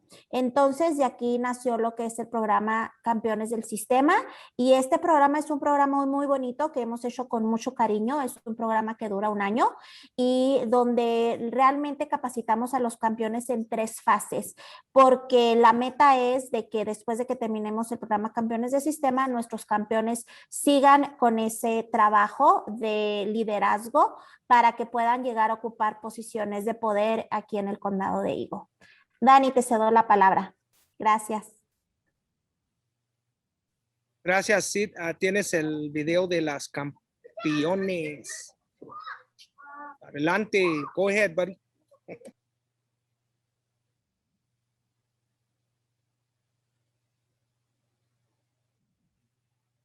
Hi, my name is Fabiola Alderete. I am the Community Health Strategist for Eagle County Public Health and Environment. And my name is Julio Garcia Jimenez. I am the Community Outreach Coordinator for Eagle County Public Health and Environment as well. And today we are here to present the Campeones del Sistema Group, or Eagle Valley Systems Champions, which is a part of our community power building efforts here in Eagle County. This work has been possible thanks to the award of the Health Disparities Grant that we received in October of 2019. We began meeting with mobile home communities without an agenda to allow members to express interest in building personal capacity for social systems change work. During those charlas, we have learned that community members have an appetite for growing their capacity for grassroots organizing. We focus on mobile home communities because mobile home communities are a visible example of a fragmented community where isolation, inequities, lack of power, and over-oppressive system are present in the day-to-day of residents living in those communities. Now, for the framework of the Campeones group, we are using Dr. David Peter Stroh philosophy of I, we, cis. So the program itself is broken down into 3 phases, beginning with phase 1, which focuses on the I part. And this we have done in partnership with La Cocina. And the whole focus is to provide social, emotional tools that support that development of Latinx leaders. So this I phase is really the foundation of building strong, confident, self-loving leaders. And it includes components of mental, emotional, and spiritual support, as well as behavioral, to really, like I mentioned, help support the development of the Latinx leaders that we are working with. And then as we move on to phase 2, we shift the focus to the we, which is kind of the immediate group of the Campeones. And during this phase is where we really start to introduce the global health disparities with a focus on the development and community building within the group. And this is where the Campeones are really introduced to the methodology of how to create the foundation for a strong container in their communities. And during this phase, we also review the 4 phases of community building, which includes pseudo relationships, chaos, emptiness, and true community. After that, we move on to phase 3, which is the cis, or the system. And in this phase is really an opportunity for reflection of phase 1 and 2 to really understand the systems we live in and how the Campeones can impact or disrupt those systems. So this is really kind of the culmination of everything that has been learned throughout the previous phases, and this is where the focus shifts into the system. And as you can see here, we have a photo of our graduation ceremony or retreat for the first phase, and we are now currently starting phase 2. We would also like to share some of the results of a self-assessment that we gave the Campeones at the end of phase 1. And these results really give us an opportunity to measure the impact that the program has had on the Campeones during the first 12 weeks. So the Campeones were given a set of questions asking them to evaluate their growth or their confidence with certain skills or topics that we had covered during the first 12 weeks. For example, you can see here balancing between needs and wants. 87% of our Campeones said that they feel comfortable having that balance in their life. I'll just touch on a couple others. For example, accountability for my actions. 100% of the Campeones said that they felt that they could hold themselves accountable for their actions. And then 75% said that they felt confident in having strong listening skills, which all of these have been components of the first phase. And like I said, most of the numbers, are above 50%, 75%, and even 100%. So that just shows the impact that the first 12 weeks have had on the Campeones group. During the first 12 weeks of the Campeones del Sistema, the Campeones also had the introduction of global health issues like the COVID pandemic and the introduction of the vaccine. The Campeones played an important role in our community, sharing the example of being one of the first Latinx community members to be vaccinated.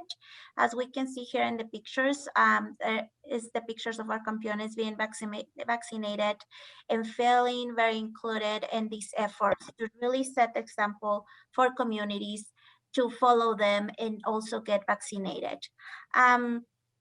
We're looking forward to continue on the learning journey of systems thinking to make healthy, resilient, collaborative, and respectful communities of color. Thank you.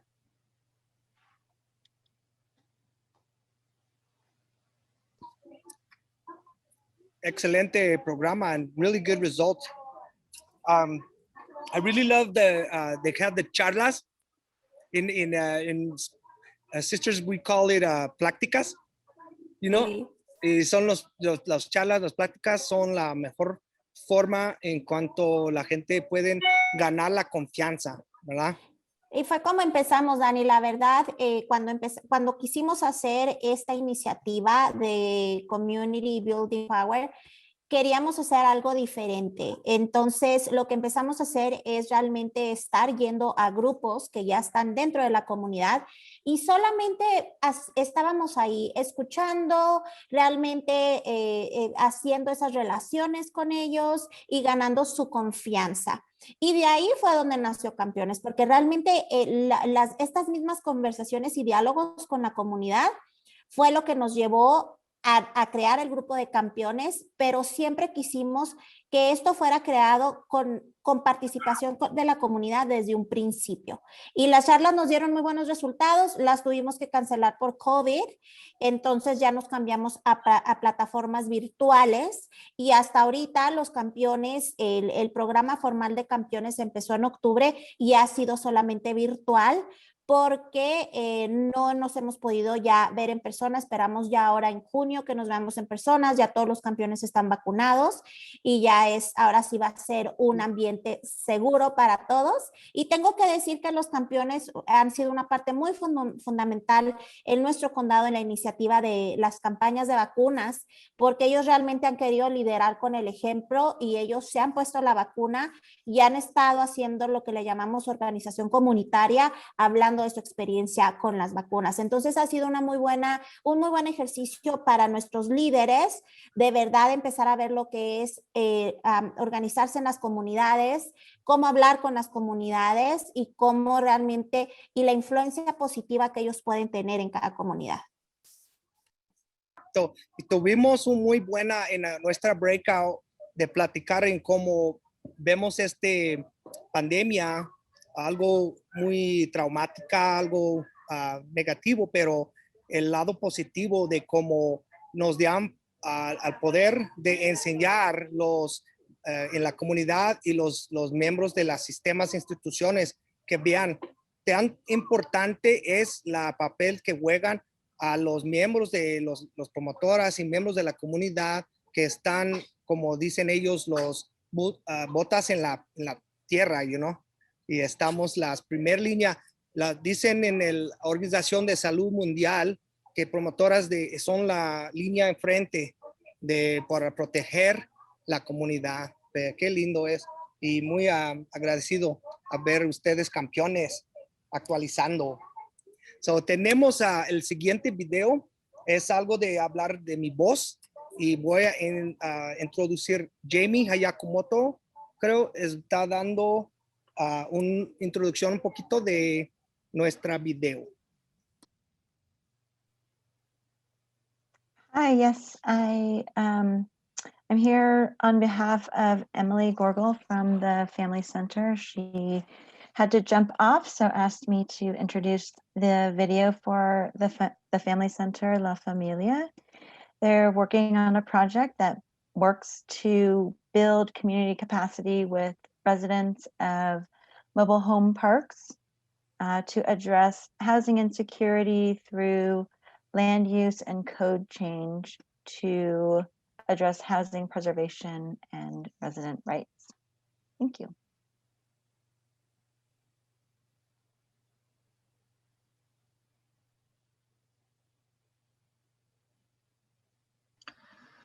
Hi, my name is Emily, and I'm here with the Family Center La Familia to talk about our program, Mi Voz. Mi Voz is a community-led development program focused on both developing the community and people. The community-created slogan by Mi Voz is, by working together with our neighbors, we can solve issues and reach our community's goals and dreams. MIVOS is specifically focused on working with residents of mobile home parks located along the North College corridor in Fort Collins.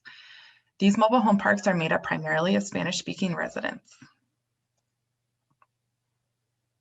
The vision of MIVOS is that Latino immigrants who experience health inequities due to historic and systemic injustices have access and opportunity to create a better quality of life for themselves and their families.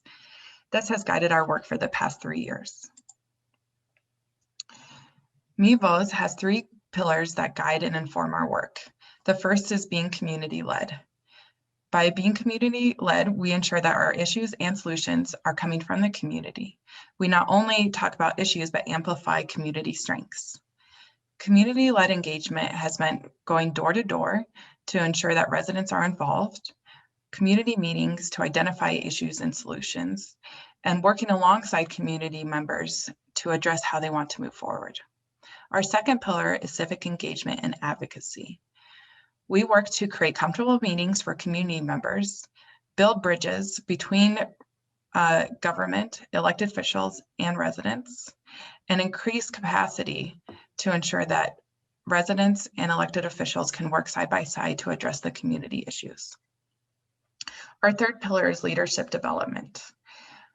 We ensure that residents have the skills and the capacity to be involved in civic engagement and community-led solutions. By doing this, we have created a leadership advisory team.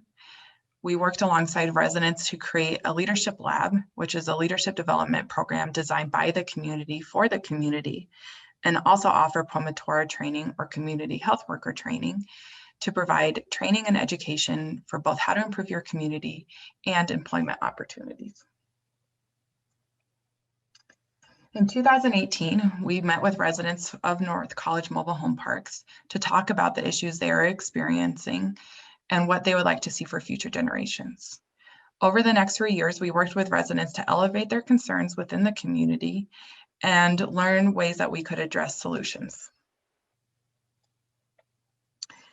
The biggest issue that we heard from residents was mobile home protections and resident rights. Because mobile home parks have inequities because residents own the home but not the land underneath them, many residents were concerned about displacement due to development in the area.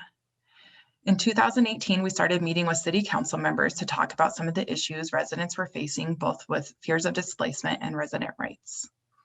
Over the next 2 years, we worked with city council and city staff to build understanding of issues within the mobile home parks. We worked with city staff to incorporate specific language to address displacement issues in the Fort Collins City Plan. We worked with City Council to adopt mobile home park preservation and resident rights as a 2-year priority.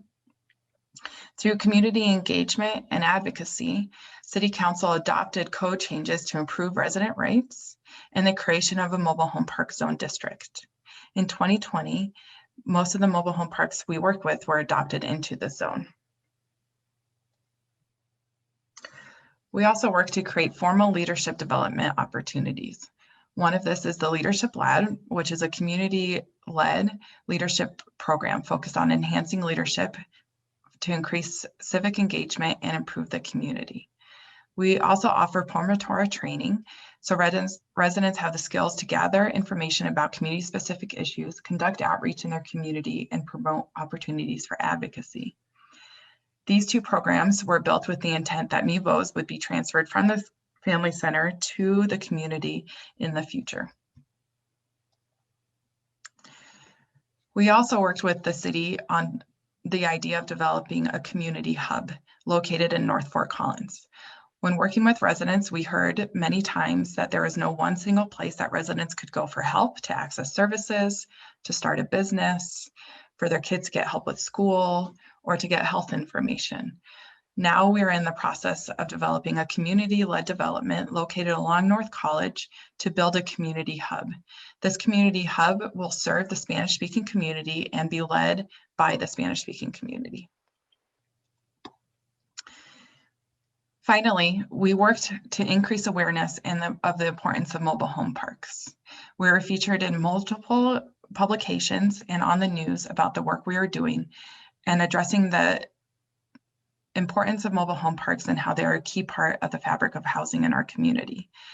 Not only did we increase awareness, but we increased access and opportunity for folks that were living in mobile home parks to tell their story and the inequities they were facing.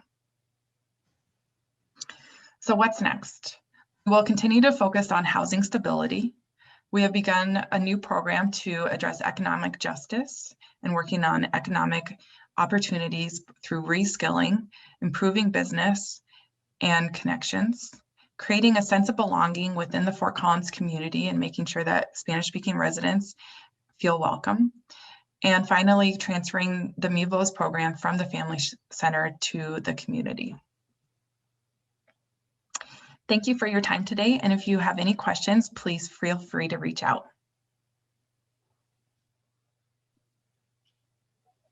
That's excellent. And you know, I really wanted to ask some questions about how they're transferring that. And I'm sorry if Emily's not going to be here because, you know, I know that, for example, in Sheridan, we our grant is ending around the food security, but there was also, we were able to kind of work with a communities that care grant, and the communities that care has been in some other communities too. And so like we were able to build the coalition, be part of it, but then the coalition kind of passed on the leadership of it to us from Tri-County Health Department. So I'd be very hopeful to see that at least that the Family Center is providing some support in helping the community as they take MIVOS to the next level and be able to get the type of funding that they need, because those things are so important in the very beginning of that. Another one of our grantees, and the one that's up next, is the Eastside Unified. They've done a great job as well of really ensuring that community voices are not only in the front, but then have that kind of support. Is Gerald, are you going to be introducing, or is there someone else from Eastside? One of the 21 Geralds will be introducing. What of the 21? Where it kind of came. That did fall to me today of where it kind of came. But thank you, Danny, where that comes. We also wanted to, I'm going to go ahead and start this poll on just seeing how we're connected on social media. But then we have some other polls that I'm going to put in the chat in English on just connectivity in different parts. I mean, this is all about us connecting in the shared work, the shared heart, the shared language of the heart of what we do. And we'd like to get some of that. And one of the outcomes is we'd like for us to all be able to cross connect and share from each other more of this introduction. It's so great to get together. So I think those are, I'm learning how these work, where it kind of comes. But let me give you a brief intro of what Eastside Unified of community power building, engagement in different parts. Eastside Unified, the 80205 zip code is central Denver, of where it kind of comes. We're actually in District 9, which is the largest retail sales tax base in Denver. We've seen rapid displacement, rapid gentrification, different parts, but Eastside Unified is a collection of residents that are determined to stay of where it kind of comes. So our resident voice partners with community-based organizations to really implement policy change in anchor institutions and such that our anchor institutions are looking at building affordable housing, such as St. Joe's did with Tamanin Square for seniors, of where it kind of comes. Our food security, our voice, one of our partners, GES Land Trust, which is next to us, has really started a truly community-centered and owned land trust for residents of Globeville. And we provide cross-training, the Grow House with our Neighbors Together movement makers, do food security in different parts. So I'm going to pause because that's my shock button, and hearing 21 voices at once, this video does so much more. Sid, that's your cue. Building connections is one of the biggest benefits and impacts for Eastside Unified Unidos, as well as for the Eastside community, because the more connected folks are, the more aware they are about what's happening, the more trusting they feel, and they have a bigger safety net, whatever phrase you want to use to say they are supported and they know what's available, whether it's a backpack giveaway like we've been discussing at a neighborhood church, or if it's hot showers somewhere and they know how to give a resource now to a homeless person they see in their community, or it's really just knowing that their neighbor is actually a good person. So I work in education and I do a lot of work with ownership over learning experiences. And so I'd say that the relationships that I've built here and learning about where people work and what they're affiliated with has got my mind moving around similarities between my own work and possible ways to partner and learn from each other. With Eastside Unified, I think just made me more open to talk to people, learn their backgrounds and experiences. Sometimes I have preconceptions about where they're coming from for their reasons for getting into the work, their own, just geographically, their cultural backgrounds. Those are all things that we consider when we interact and deal with people. And I think it just made me think more about, you know, what those relationships really can mean as far as like how our actions are and what we perceive people's intent are behind those actions. It really made me think more about what kind of tools and stuff I'm really using and how am I going about my approach. But I don't know, I feel like I'm just learning a lot, like professionally and personally. For me, the ideas behind justice and equity and community engagement have been important ideas, and actualizing that and living that is another matter, right? And so the fact that I think all the time of the opportunities and the people and the businesses on the East Side, and I spend time there, and I feel super comfortable there.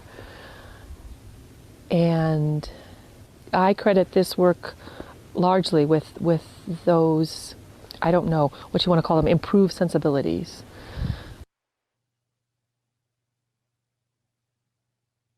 That's what it's about.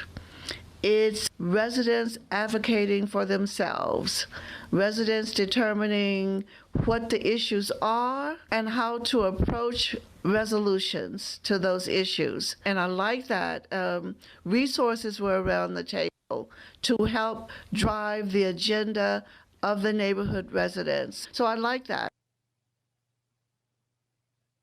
No, I just think it's really cool. This is a really cool place to be, and I like it. I feel like, yeah, there's no hierarchy or anything, and it just really does feel like community-led. It feels like people are here because they want to be here, and there's no pressure, but things are still moving, and I feel like everyone's valued, and this place is just super diverse, so I really appreciate that.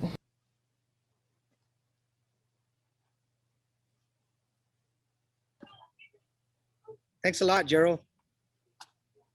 You know, Eastside has got, in our breakout session, we had a lot of the members in Eastside. They talked about also the garden. Ellos tienen, they have like 2 years they've been gardening over there too. Really proud of you guys. Absolutely. That's a wonderful part of Ana Luisa and also Miss Sandy Douglas of partnering together, the neighbors together where it comes. And there's a wonderful collection of Eastside Unified people here that can speak more true than I ever could. But anybody would like to jump in? Bueno, de hecho tenemos 2 años en la casa de mi Sandy con este jardín, pero en realidad ya nosotros empezamos un jardín llamado el Pato Alegre hace ya como 6 años. Entonces, de alguna manera ya teníamos unos años atrás, pero a la persona que con la que estábamos, con el Jardín del Pato Alegre, pues desafortunadamente fue hospitalizado y pues ya no pudimos seguir sembrando ahí nuestra cosecha, pero como repito, Sandy Douglas con su gran enorme corazón nos prestó este pedazo de su yarda, detrás de un pedazo de jardín de ella. Y es como así decimos, tenemos 2 años ya detrás de su casa sembrando. Entonces, hemos estado también expandiéndonos al área de Whole Community Garden, y también ahí tenemos otra área donde Gerald y yo empezamos hace un año también, empezando la cosecha. Entonces va a ser nuestro segundo año también ahí, pero ya con Sandy sería el tercer año. Entonces pues es lo que estamos haciendo.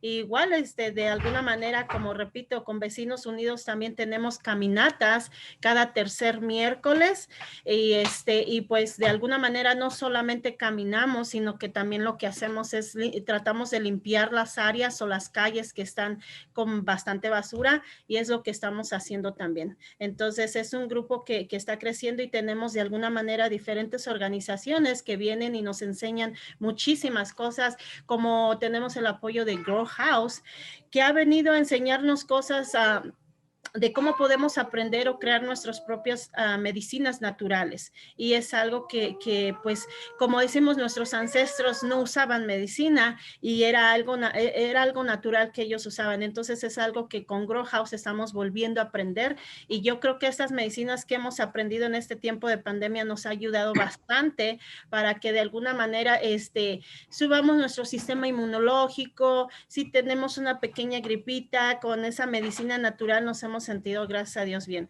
Entonces, pues es un grupo, como les repito, que nos reunimos como, más que nada como familia, porque muchas veces no tenemos familia de sangre en este país, varios de nosotros. Por ejemplo, yo, mamá soltera, tengo mis 3 niños, pero para mí ese grupo es mi familia. Nos reunimos, y para mí ya es de verlas, y si no veo a una persona los miércoles, es como, ¿dónde está? ¿Qué pasó?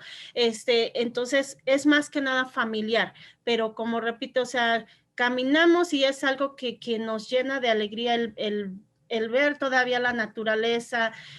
Es algo que tenemos que disfrutar. Tal vez para mucha gente no sea bonito ver un simple árbol seco, pero está lleno de vida, está lleno de vida. Hay que ver todo bonito, hay que ver todo con alegría, no importa que estemos en esta pandemia. Claro que sí, nos hace falta los abrazos, los besos, pero, pero de todos modos, es bonito salir y vernos, aunque sea un ratito. Eso es lo que hacemos en Vecinos Unidos también, junto con Isa. Importante imagen que nos daba como el árbol seco, pero las raíces corren bien profundo. El árbol, lo que uno mira es solo la mitad por lo que está abajo. Sí, y como sí. hablas de un promotora de corazón, porque como de manera que de las promotoras crear familia entre sí mismos están, dependen, porque hay muchas familias que faltan de tener los abuelos, los tíos y los miembros de la familia. Es muy bonita de tener organizaciones como las promotoras ayudan. Sí. Esto.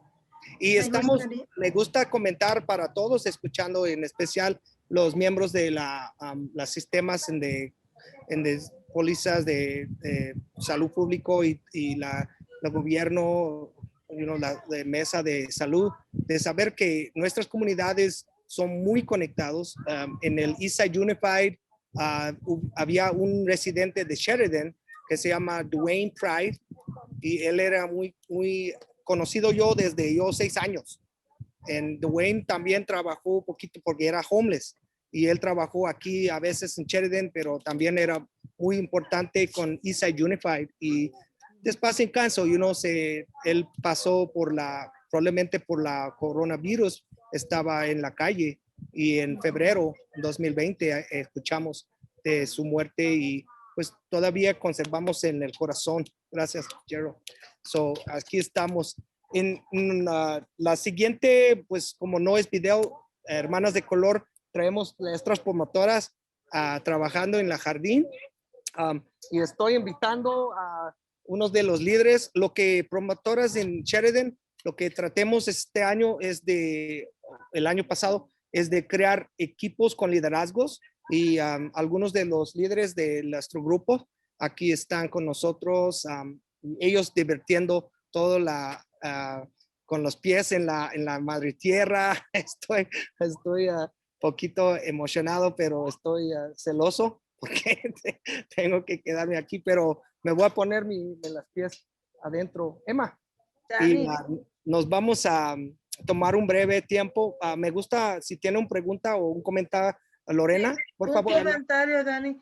Disculpa, hace rato cuando estaba presentando la presentación, no pude, entré tarde porque venía de una cita médica y no sabía exactamente de lo que estaban hablando. Y nada más quería agregar un poquito, no sé si después de que hable ella, yo soy de parte de Growing Home. Growing Home, ellos tienen su video adelante después de nosotros. No, Sí, nada más también. quería hacer un comentario que yo también soy promotora hace 5 años, tomé las clases con Protégete y también las clases de, como dice Ana Luisa, también las tomé con Glory House de plantas, de medicinas naturales. Nada más quería comentar eso, es que hace rato no pude comentar nada con Glory Home porque como acababa de entrar, ya había pasado casi una hora y nada más, y eso por eso me interesa mucho del jardín porque también lo tenemos. Pero bueno, Pero en el momento perfecto que me diste este comentario, porque estuve pensando antes y me casé de olvidar de que yo promotoras de salud en Hermanas de Color tiene más de 20 años, y en unos años durante el 2010, 11, 12, estuvimos trabajando con el Estado de formar una alianza de Community Health Workers, Patient Navigators, promotoras de salud. Ajá. Y tuve muchas dificultades en los miembros en los institutos, especialmente en la escuela pública, de salud pública de escuela, porque son académicas, y ellos miran promotoras como, somos de interpretaciones, somos la gente de menor experiencia, valor. Y yo siempre batallaba con ellos porque digo, los promotores están ayudando gente de evitarlos ir al hospital. A veces la Patient Navigator, ellos miraban más alta porque ellos están en la clínica junto con los doctores. Pero yo digo, las promotoras también evitamos la gente a ir a la emergencia porque curamos gente con sus plantas medicinales, curamos con terapias alternativos, masajes, sobadores, curanderas. Somos un papel más grande y es muy difícil porque la gente académica, ustedes no, ustedes es la gente de la calle, pues van a aprender ellos que la gente de la calle tiene mucho más sabiduría, ¿verdad? Sí, exactamente. Pero nada más otro comentario rapidito, nada más tengo una duda. Hermanas de Color era lo mismo porque yo fui hace años, no sé si como 7 años, que estaba en la Federal. Ajá, en 8. La 8, ajá, ahí estuve también en ese tiempo. Y ahora tenemos 3 lugares. Aquí conmigo, ahí yo me gradué a Marta. En la 8 y la Federal. Yo estoy graduada desde el 2014. Soy promotora de salud y he estado trabajando con con la comunidad. Ahorita estamos trabajando con la comunidad de Sheridan. Yo tengo un propio negocio.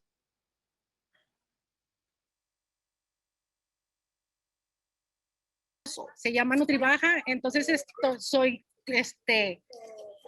¿cómo se dice? Promoviendo salud. Sí, promuevo la salud con alimentación. En Hermanas de Color nos dieron un curso que es comida como medicina, entonces ahí lo estamos promoviendo. Para que como dijo Dani, para que las personas eviten ir a las salas de emergencia. Entonces, nosotros esa alternativa tenemos de que antes de que la gente vaya al hospital, nosotros les ayudamos para que con la misma comida, con hierbitas, con tés, con el ejercicio, que siempre hemos dicho que el 80% es lo que comemos. Para que una persona esté saludable, el 80% de lo que comemos es lo que comemos y el 20% es ejercicio. Si no lo combinamos así, está mal. Entonces ya tenemos problemas, pero sí, hemos tenido muchos cursos, hemos tenido cuerpo, mente y espíritu, comida como medicina, la vida saludable, hay muchos cursos que estamos tomando y sí. Y eso ahora nos usted, ayuda. Marta, ¿tú estás al liderazgo del grupo de pólizas o estás involucrado con la ciudad de Sheridan? Exactamente. ¿Cómo se llama? ¿Candu? Sí, soy la líder del grupo del liderazgo de pólizas y hemos estado platicando con Candu, hemos estado yendo a las reuniones para hacer cambios en las pólizas para que nos dejen sembrar, tener comida saludable. Hemos hecho presentaciones, han estado, o sea, sí hemos poquito batallado porque también tenemos que educar a las personas. Exacto. Y les hemos dicho que si no nos juntamos y si no hacemos la fuerza, no vamos a hacer oídos. Hay muchas personas que tenemos miedo, primero porque somos hispanohablantes. Y pensamos que porque no hablamos el inglés bien, a lo mejor no vamos a ser escuchados. Entonces, hemos ayudado a las personas que también nosotros contamos, que también nosotros juntándonos somos la fuerza y podemos hacer los cambios, claro que sí. Pues sí, estoy muy interesada, le voy a decir ya a Growing Home para que ellos nos contacten con el grupo de Growing Home y con ustedes, para aprender más, ya que ya tenemos el jardín, pero nos interesaría más las clases. Sí, como creamos un red de toda la ciudad y todo el estado de Colorado. Me gusta también dar un poco breve palabras a Emma. Ella también es una líder ¿puedes hablar un poquito de tu experiencia? Sí, ¿en qué grupo estás? Hola, buenas tardes a todos. Mi nombre es Emma Lara y soy promotora de salud de Hermanas de Color. Yo no recuerdo bien cuándo me gradué. Será porque nunca cuento de verdad los años que tengo en Hermanas. Creo que tengo como 4 años ya. Será que me gusta y se me hace tan corto el tiempo que pasamos compartiendo. Yo soy líder del grupo de educación y nosotros trabajamos en la comunidad cultivando promotoras. Este grupo se encarga de ir con la comunidad, hablar con las personas y no tan solo de la comunidad, sino también de los vecinos, invitarlos a que vengan a tomar los entrenamientos que Promotoras ofrece como mente, cuerpo y espíritu, comida como medicina y liderazgo. También participamos en las reuniones de las escuelas, también invitando a los padres a que se animen a participar y se animen a tomar estos entrenamientos.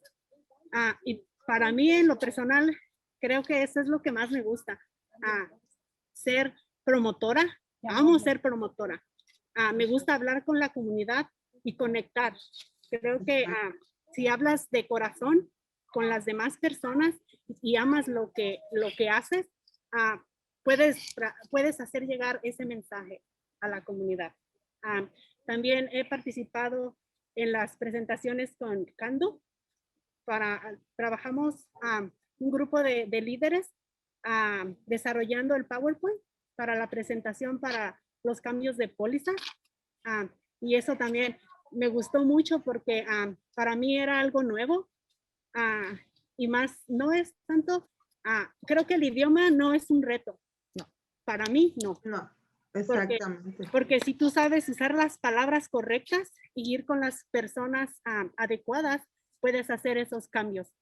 Al principio yo estaba como un poco nerviosa, decir, oh no, ¿qué voy a hacer? No, yo pienso que todos tenemos el valor de hablar y hacer esos cambios en la comunidad para que la comunidad prospere, porque creo que aunque esta comunidad es una comunidad chica, esta comunidad merece no ser la mejor, pero tener muchas oportunidades para las familias, para los padres, para los jóvenes también, que nuestros jóvenes son el futuro de este mundo.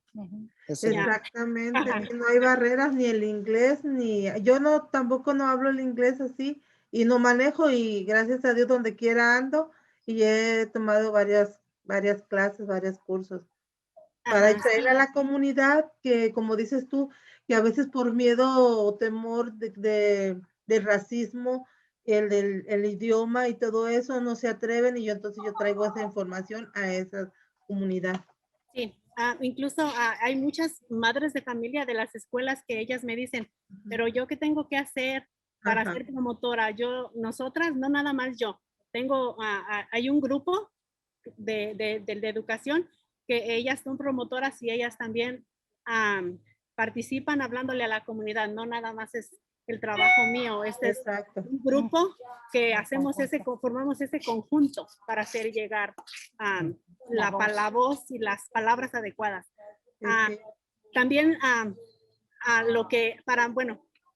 hay una pregunta como si fue para mí un reto cambiar las pólizas.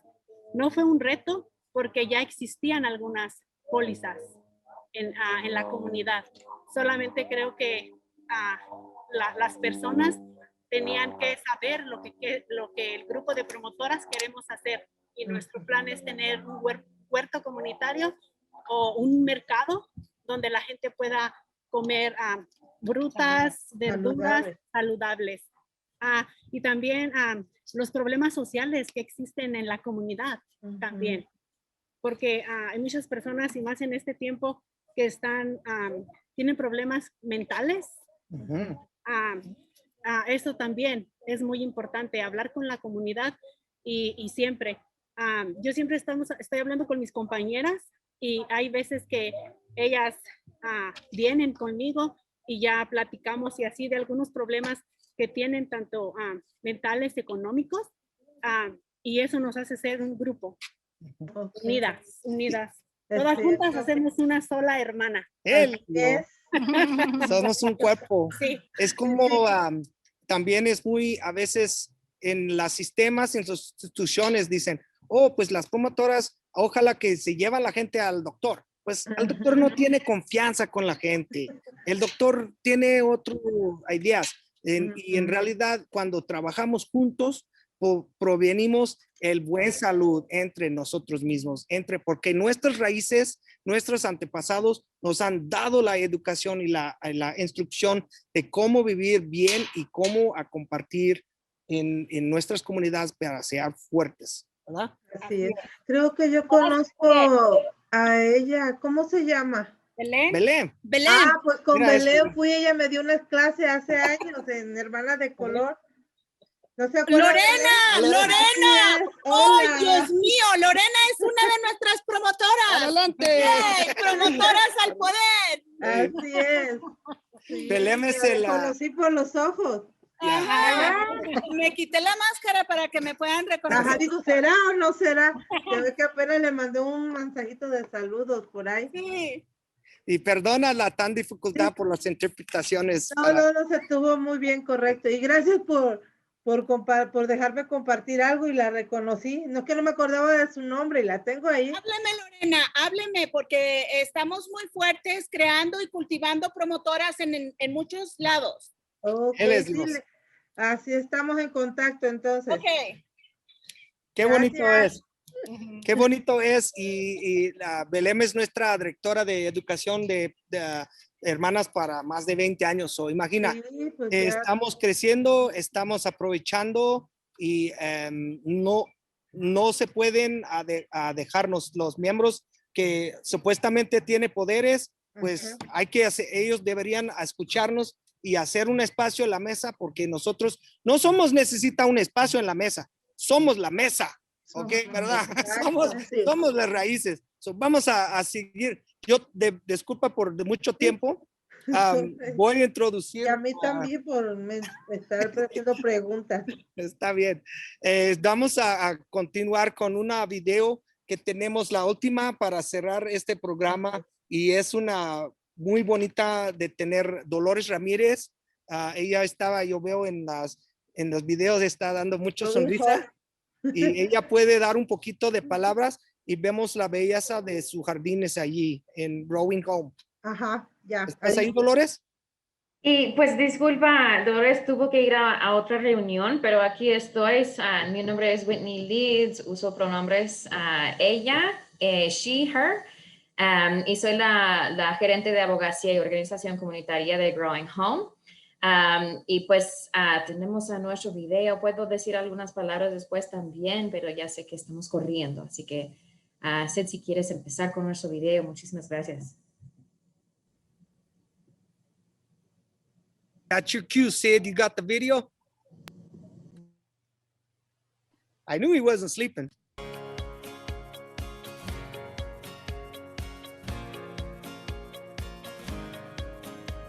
Un trabajo para fines de servicio se hace por amor, compasión y mucho esfuerzo. En el año 2016, en nuestra comunidad en Westminster, Colorado, se sembraron nuestras primeras semillas. La siembra comenzó en nuestro corazón y terminó dando fruto en un humilde pero hermoso huerto.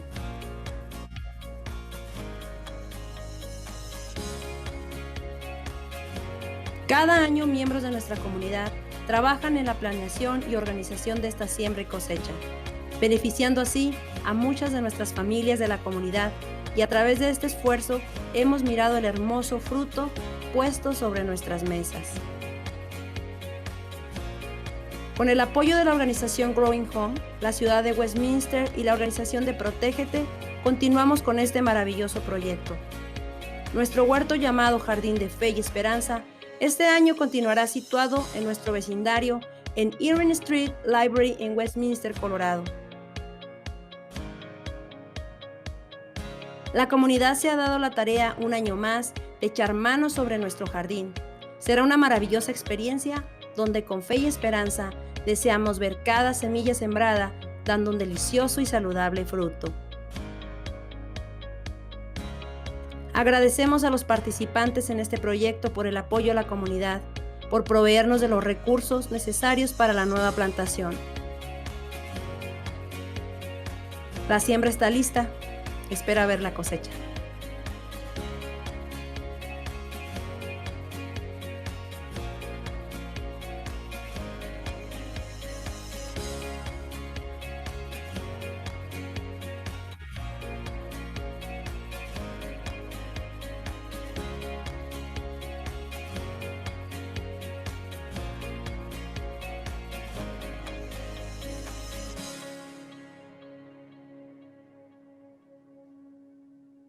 Qué bonito y qué grande su jardín. A Whitney, ¿se le gusta compartir unas últimas palabras? Yeah, absolutely. The garden is one piece of our work that we do through this HDGP grant. Our project mobilizes, in general, the individual and collective power of the low-income residents of Adams County to accomplish organizational, city level, county level systems and policy changes that relate not only to food access, as you see with our community garden, but also to housing security, economic opportunity, and childcare as well. Thank you. Awesome. I'd like to really give a thanks to everybody that helped on the planning team, Alexis and Gerald and Yaz, all the great keeping us together, meetings a lot. Madison, been a great support there. If I could give also a last word, if Jamie's still there, and let her just kind of maybe give a few words of how she feels and how everything went. We got a big pot of pozole over here, so they're trying to drag me out to go eat some good soup.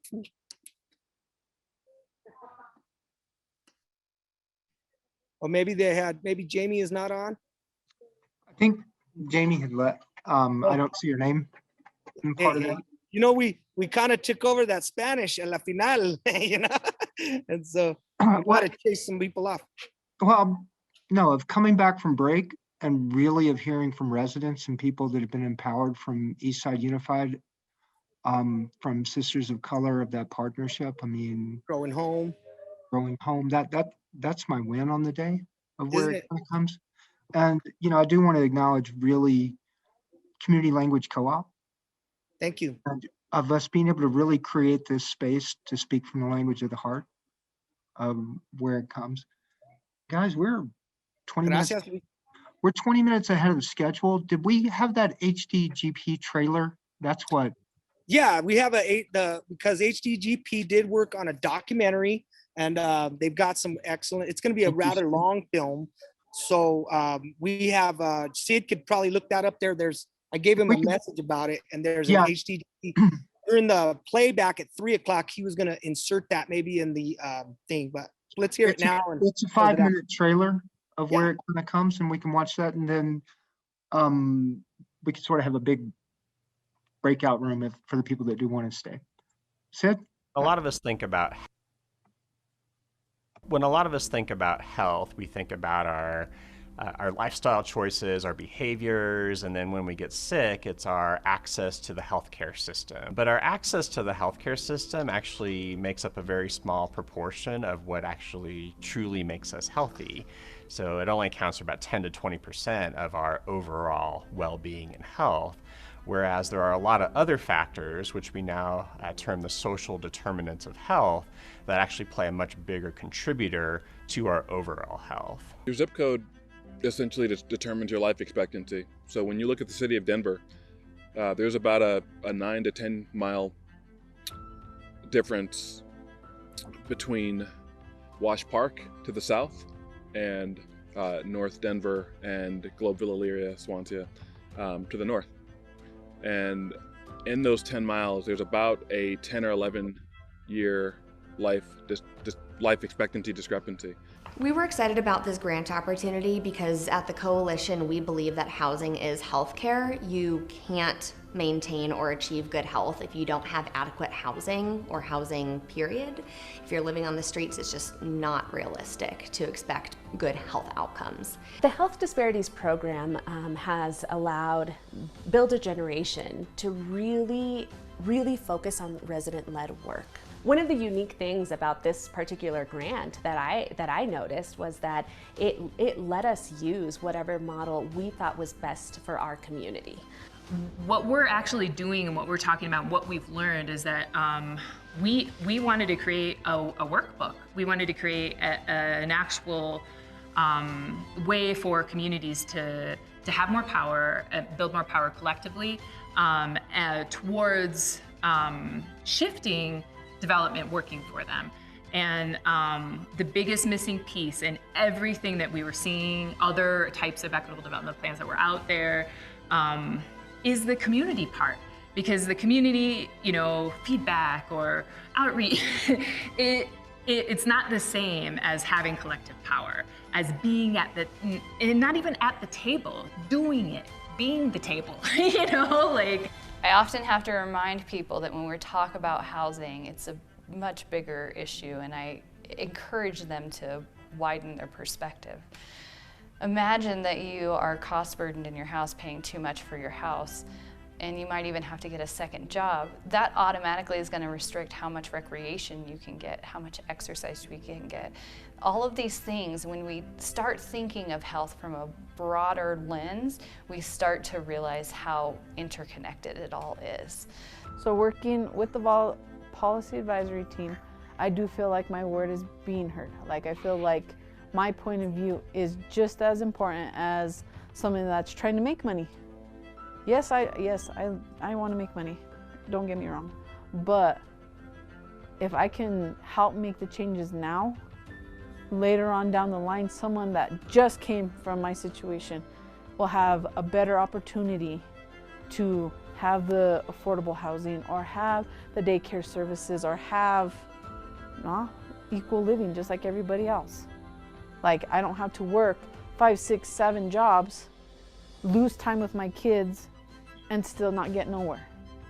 And that's what we're here for. We're here for the long run. We're not here for a short-term solution. We're here for someone to be like, hey, I'm gonna go to Leadville because I know I can make it. I know I can live there and be a part of a community, build my family, or build a home, or whatever they want to do. I want you to imagine for a minute what it would look like for our community and for our community members if we had enough safe, stable, and affordable housing. Imagine for the community member what that stress level, how much that stress level would go down and how much more of a healthy life they would be able to experience. Some of our members like some of the most humble, loving, caring people who, you know, like when there's like that old saying, right, like they give their shirt off their back to you type of thing. That's who the coalition is made up of, right? Individuals like that who think beyond like the individual, right? Like obviously like something individual, something personal brings you to work with the community, but like the thing that ties, I think, the majority of the coalition together is like this desire to work for each other, to help each other, and to grow with each other. My hope and my vision for the future of this work and my journey still around health equity and with Build a Generation is that folks start to realize, just like I have, that our voice is important, that yes, we really are the experts because we're down here on the ground doing the work, and that we, even though we don't call it advocacy, that we advocate for ourselves and that we now have the tools to be able to do that.